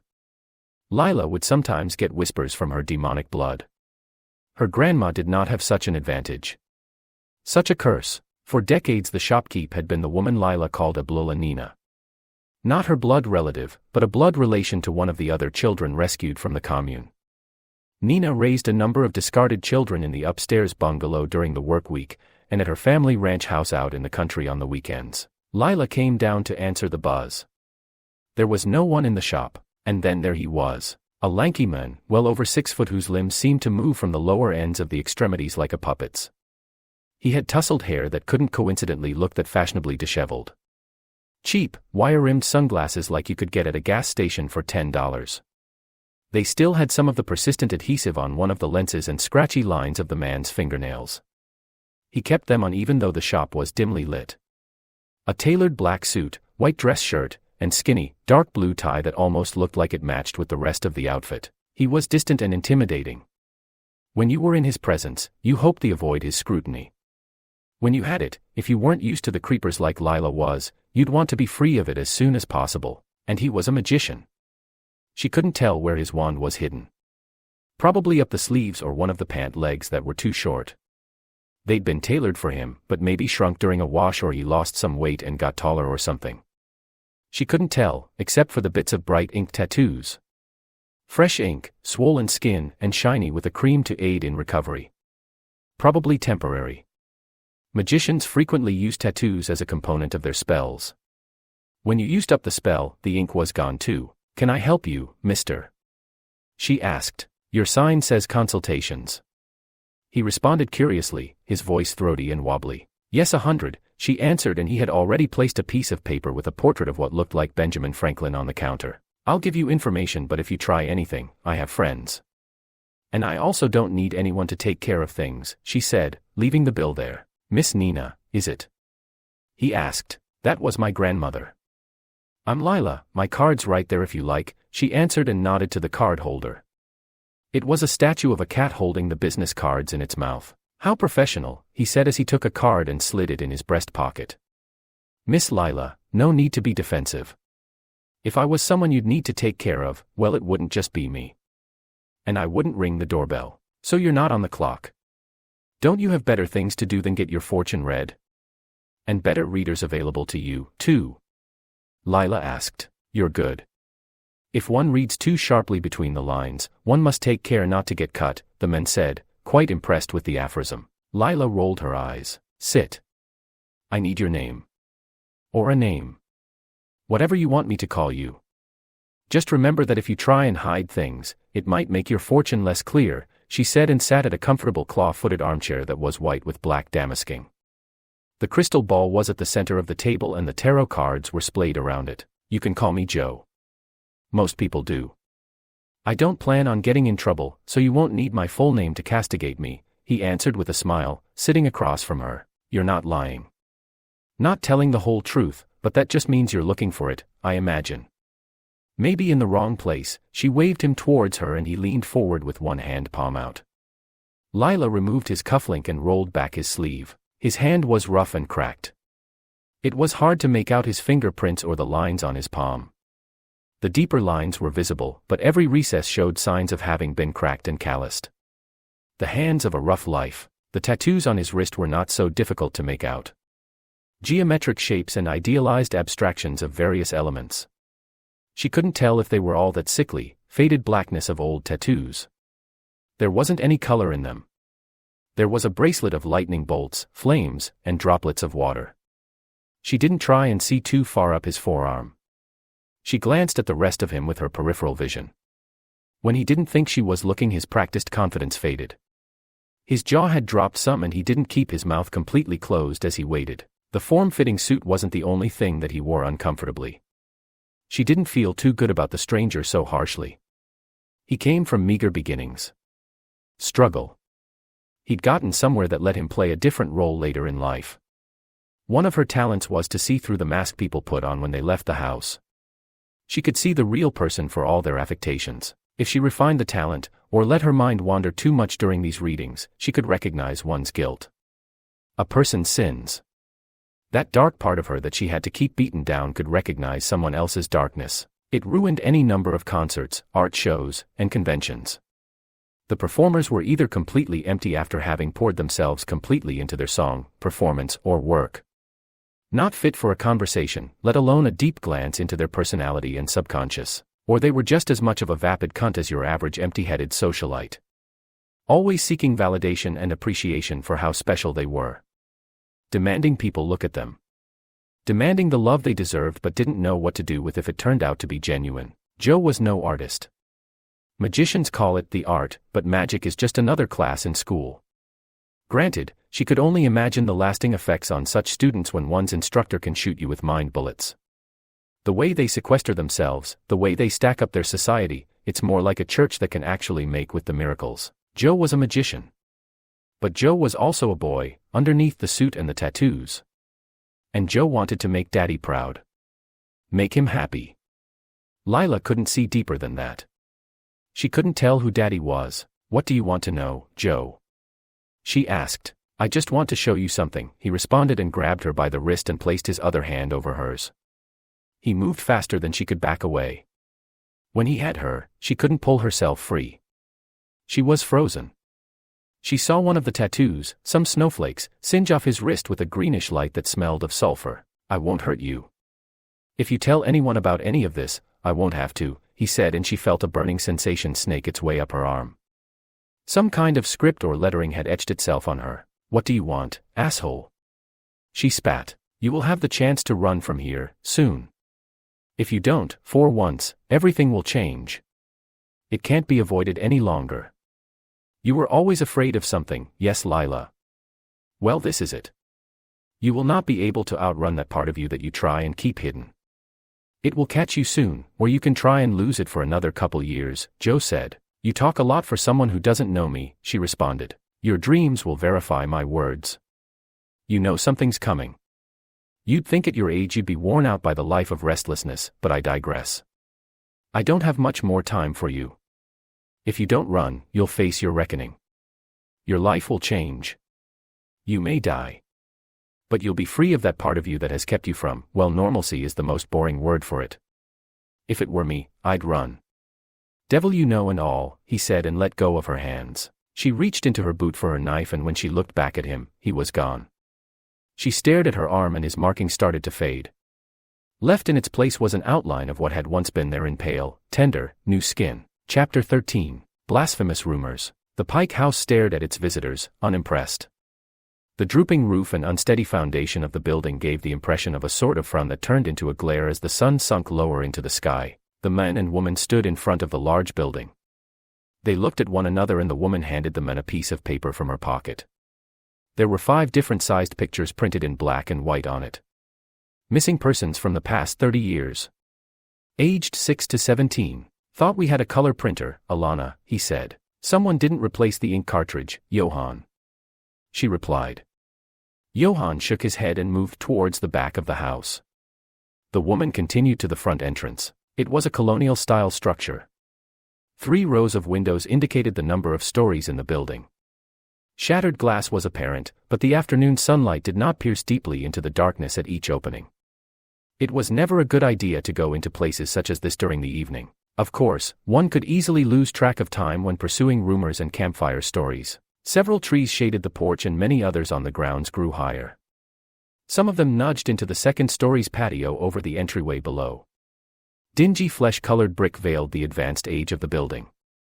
Had it not taken on the color of perfectly healthy skin, the casual view might not be fooled. The masonry was itself quite sturdy. The mold and rot relegated itself to those parts lending themselves naturally to shadow and/or obfuscation. Alana was a taller woman, without actually being tall. She avoided wearing heels for practical reasons, as well as to keep her from dwarfing most men she encountered. Her dark blue jeans clung tightly to her form. Several strapped holsters and pouches were wrapped around her body, creating the appearance of feminine curves more than the actuality. She also carried a messenger bag with a few extra straps that held it tightly against her body. Its magical contents were easily accessible. The charm on it ensured that anyone who reached in would only find the expected sundries. She pushed open the door and stared inside, bracing herself on the frame. She looked down at another printout. A Craigslist posting advertised the item they were looking for. One of those stretch dolls in black chonies. Perfect condition. No box. $50, sick. The calls to the number didn't go through. They went to automated voicemail the first few days, the computer voice on the other end just repeated the number dialed. After that, it was disconnected. It wasn't divination that got them an address, but a subscription to a service that looked up phone numbers. Johann didn't want to pay for it until he exhausted every other, more complicated method of getting the information. With the address, they discovered that the family that lived there had died of a gas leak. One of the neighbors mentioned the doll and then mentioned something about the Pike house. Since they didn't have any other leads to follow for the allegedly murderous spirit, they rolled the dice. There it was, on the dingy black and white tile floor in the foyer of the building. Lying face down in a pile of dust, rotted wood, or shit. Aside from the layer of filth that covered it, the doll was in what antique toy collectors would call near-mint condition. No visible scuffs, worn seams in its clothing, or flaws in its manufacture. The ad made it clear that the value-inflating box wasn't in the picture, so Alana didn't expect to see one nearby. It had a smiling face with a molded blonde cowlick. The eyes were white, with a simple black dot in the center. It had a distant, rapturous expression and its grin always met your own gaze, no matter the direction from which you gazed. It had no articulated hands or feet, and wore a red tank top and athletic shorts that covered the transition from body to stretchy limbs. She didn't expect it to be so easy. Getting here was one thing. The building hadn't been inhabited in 50 years. Since its closure it had been prone to invasion by children and teenagers for any number of reasons. Plenty of those kids answered a schoolyard dare to stay the night. All of those who claimed failure rationalized their cowardice with strange noises, apparitions, and unaccounted for movements.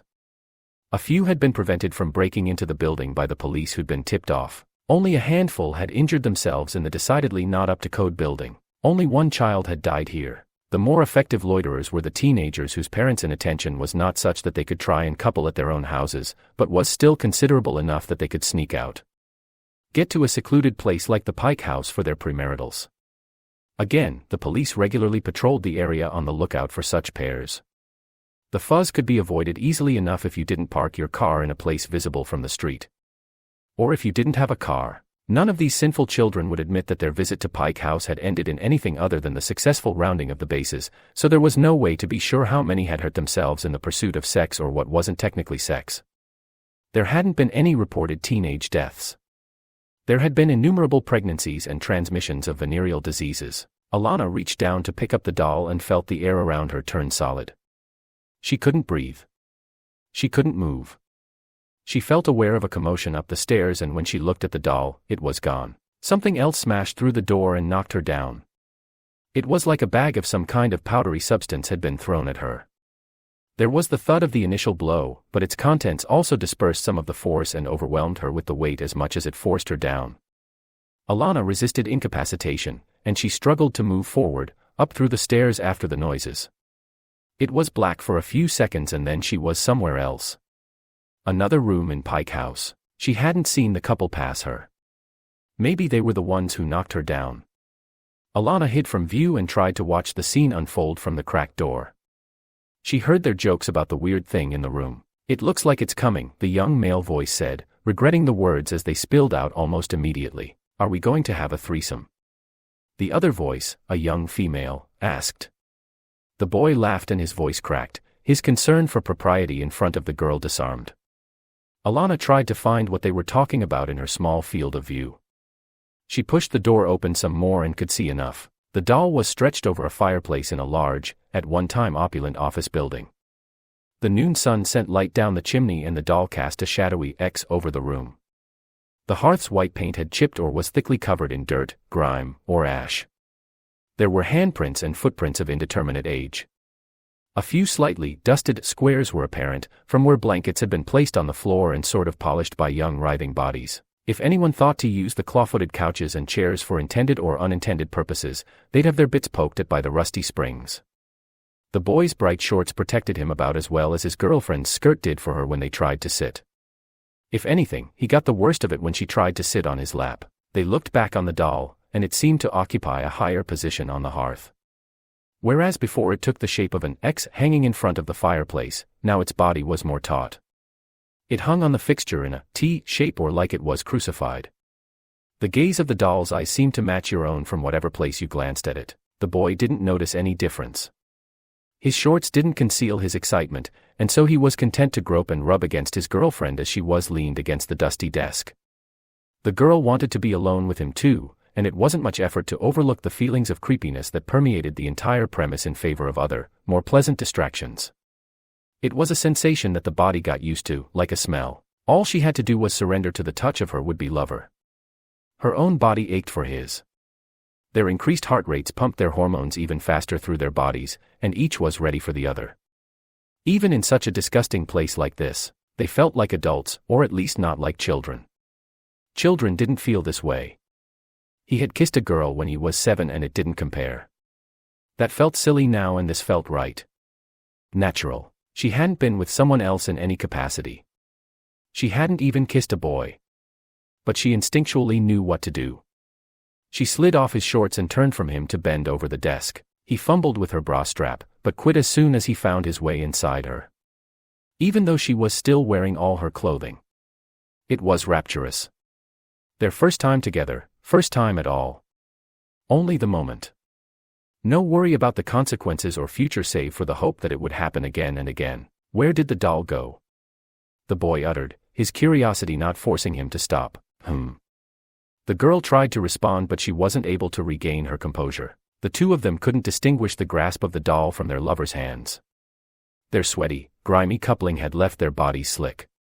The doll, itself, was soon slick and oil and stretched around them. As soon as they both caught a glance at the fireplace, they felt the rubber arms and legs wrap around their throats. Their writhing stopped as the doll pulled the three of them tightly together in a breathless embrace. Its face never changed. Its wide, painted white grin didn't shift. For a second it seemed as though its eyes was no longer panoptically gazing over the room, but instead looked up and away from its victims. Like the doll was reeling with its own pleasure as it snuffed the life from the couple, the three of them collapsed to the ground with a loud thud. The young lovers' bodies were frozen in the act of their immature desire. Frozen on their faces were similar expressions, the interpretation of which depended on the perspective of any who'd witnessed them at that moment. The doll had seen fit to force one thought into their heads, somehow. It echoed those castigations of parents and preachers that had come up whenever any proof of their relationship had been discovered. The reaction on the couple's faces was perhaps a recognition of the rueful fulfillment of the punishment for their sin. They weren't supposed to be dating so young. Weren't supposed to feel love. To know its consummation. That was for adults, of which they clearly weren't. They biked over here. Didn't even drive. They had to sneak off because they weren't responsible for their lives, let alone their actions. That they had to hide and pervert something that should have been beautiful was also proof that it shouldn't have been done in the first place. But they weren't entirely children and the doll couldn't block out the bits of the truth that came to them in their final moments. A truth that might impart on them some peace which could allow them to move on to the next world, despite their loss of innocence coupled with their brutal fate. A truth that came with the complete awareness of the tragedy of their situation. Life snuffed out too young, at the height of its potential, in the act of creating new life. Overwhelmed by the pleasure of the act as well as the terror of the certainty of death. Young faces that were allowed a glimpse of everything at that one moment. The entirety of existence. The good and the bad. There was no telling what comfort, if any, this truth offered. Their spirits didn't remain. There was pounding at the door. Alana had been too late. Her bashfulness had kept her from intruding too quickly. She had not seen the couple's entrance into the room. She wasn't sure if they'd sealed it with debris and furniture or if something else had.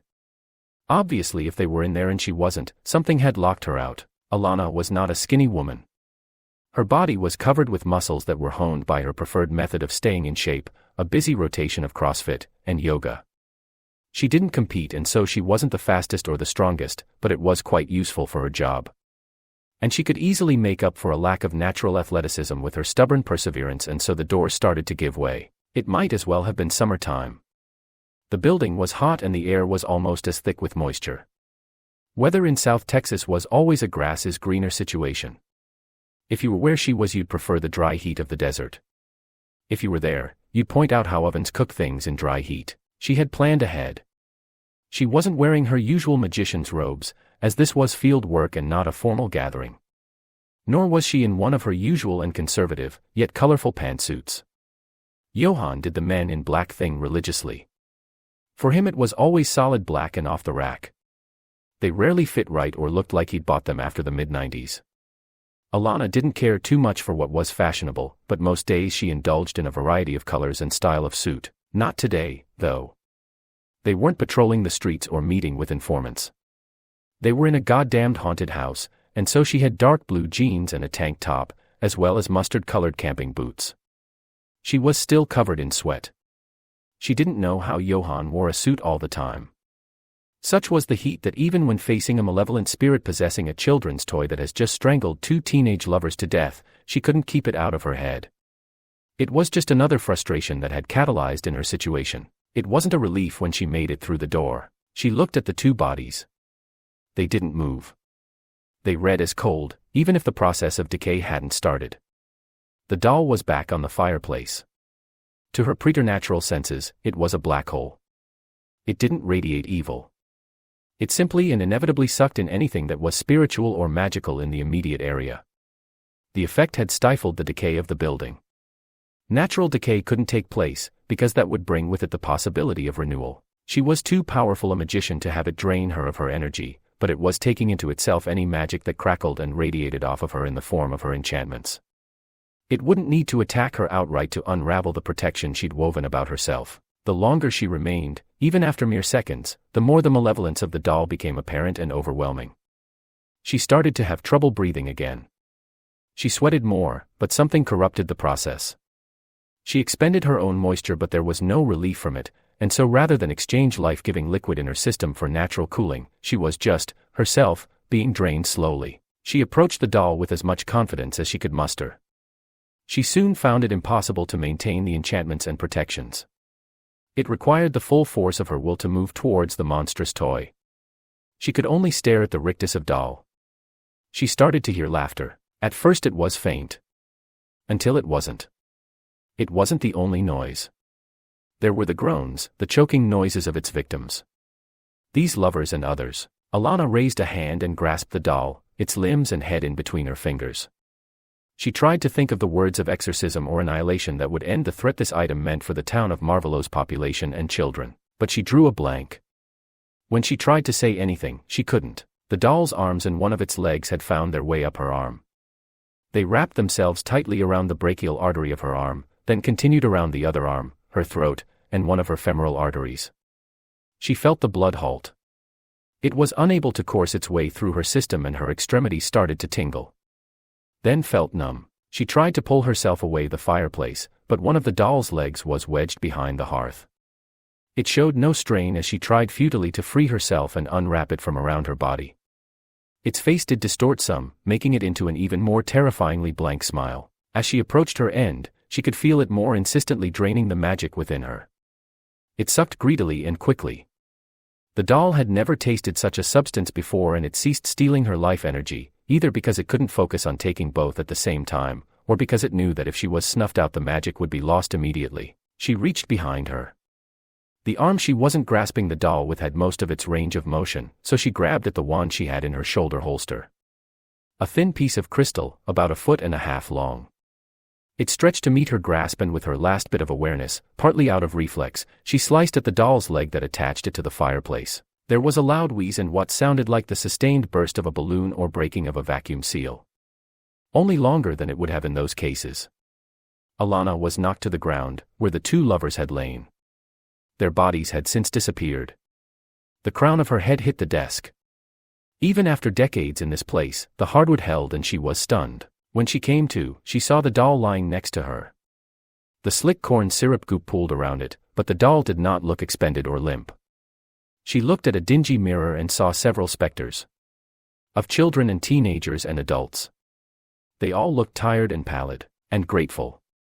They each started to fade until there were just the two lovers. They maintained more color than the other specters. They were also unclothed, arms wrapped around one another. Concealing their modesty, Alana lifted a hand and waved at them and they were gone. She picked up the doll and started out of the building. Chapter 14, California Dreaming. Cat piss, moldy cigarette butts, rancid grease. Her nose never fully acclimated to the smell. Every time she returned to this dump, she had to get used to it. Like her body knew she wasn't home. She didn't know what she was meant for. Where she would end up. Definitely not in a place like this. No place really felt like home. Home was a scary notion for Lila. The place you were sent back to after you got caught trying to escape. Family was an empty word. She'd read in books and seen on movies what they should be. And knew what they weren't. A few older teens in the commune had escaped with some sense of responsibility towards those young children and babies that had been basically orphaned. Some hooked up, but that couldn't last. Those around her were able to find a great aunt and restart a family. That was home now, even after 10, 15 years. There was vermin of any kind. The too many cats took care of all that. It smelled. There was always a fine layer of cat hair or dirt on the ground. She slid out of her boots and looked for some socks to put on. She never liked walking around here barefoot, but her feet hurt. She walked on the sides of her soles until she found a used pair. They weren't hers, but they'd do. There wasn't anyone else home. Everyone kept odd hours, worked several jobs. She couldn't fathom how her aunt had kept everyone fed on Social Security. Especially when everyone here had to do so much to just barely get by. No one else was here. Not even any of the cats. She was alone. Her thoughts were hazy. A convenient side effect of her brain filtering out the funk. Or perhaps the toxoplasmosis. She plopped onto the lumpy couch, narrowly avoiding the uncomfortable wilted parts and protruding, dead springs. She scrolled through her text messages and phone notifications. Her life alternated between torrents and stagnation. Every one of her friends was posting pictures of their trips or their baby bumps and children. Accomplishments or unexpected twists of fate that ultimately provided purpose and fulfillment. Or those perpetual losers lamenting their lack of luck and human contact. Staring at the screen complaining, like that would solve anything. Except she felt like one of them right now. Her biggest accomplishment was escaping from the commune. That whole part of her life was like a Scooby-Doo and X-Files crossover. Since then, a tormented adolescence. She didn't stay at one school for too long. Someone didn't like her, and they had friends who they convinced to not like her. She stuck it out, so much that she was numb to all those who now rallied against bullying. She liked who she was, sometimes. It took a long time to accept what she was. The public school crucible had a part in that. She couldn't go back and change anything. If she somehow was able to, she could wind up changing everything. Of course there were plenty of accidents. Kids got hurt. Nothing that could be traced to her. It's funny that a lot of those folks who believe in demon possession aren't open to the idea of hybrids. Probably due to the understated racism whenever the subject of purity came up. So no one knew she was special. Especially since her background had been redacted and covered up. She was at the next step, the hardest step after acceptance and acknowledgement. Progress. Growth. Someone so used to chaos in her life, with or without a truly dark side to their being, was sometimes convinced she needed some turmoil. A lack of stability was the norm and stability was scary. And fucking boring. Why sit in some classes studying for a job you'll hate? You can have a job you hate now. And if anyone thinks less of you, well, you're not a criminal or going full evil. So who cares? She knew better. She could mostly ignore her yearning for something greater.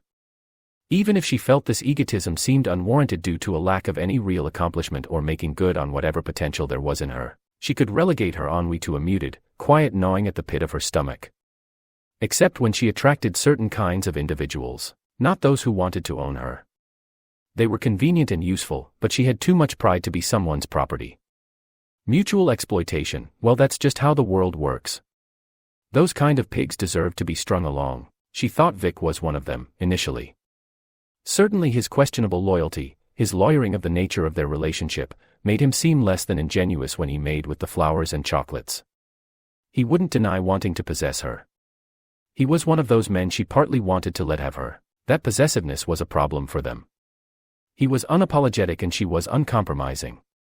She couldn't leave behind her feelings for him because, despite those flaws, all those flaws, he also truly wanted the best for her. And he knew he couldn't give that to her, she had to find it herself. Not every man can be in love with a strong woman. Fewer can be enough of a man for a truly strong woman. Neither of them were strong enough or weak enough for it to work. There were too few contradictions in their characters to orbit around one another and not reconnect somewhere in space and time. There was only cheap beer in the fridge, so Lila mixed herself a michelada. She was drinking too much. She wasn't getting bombed every night.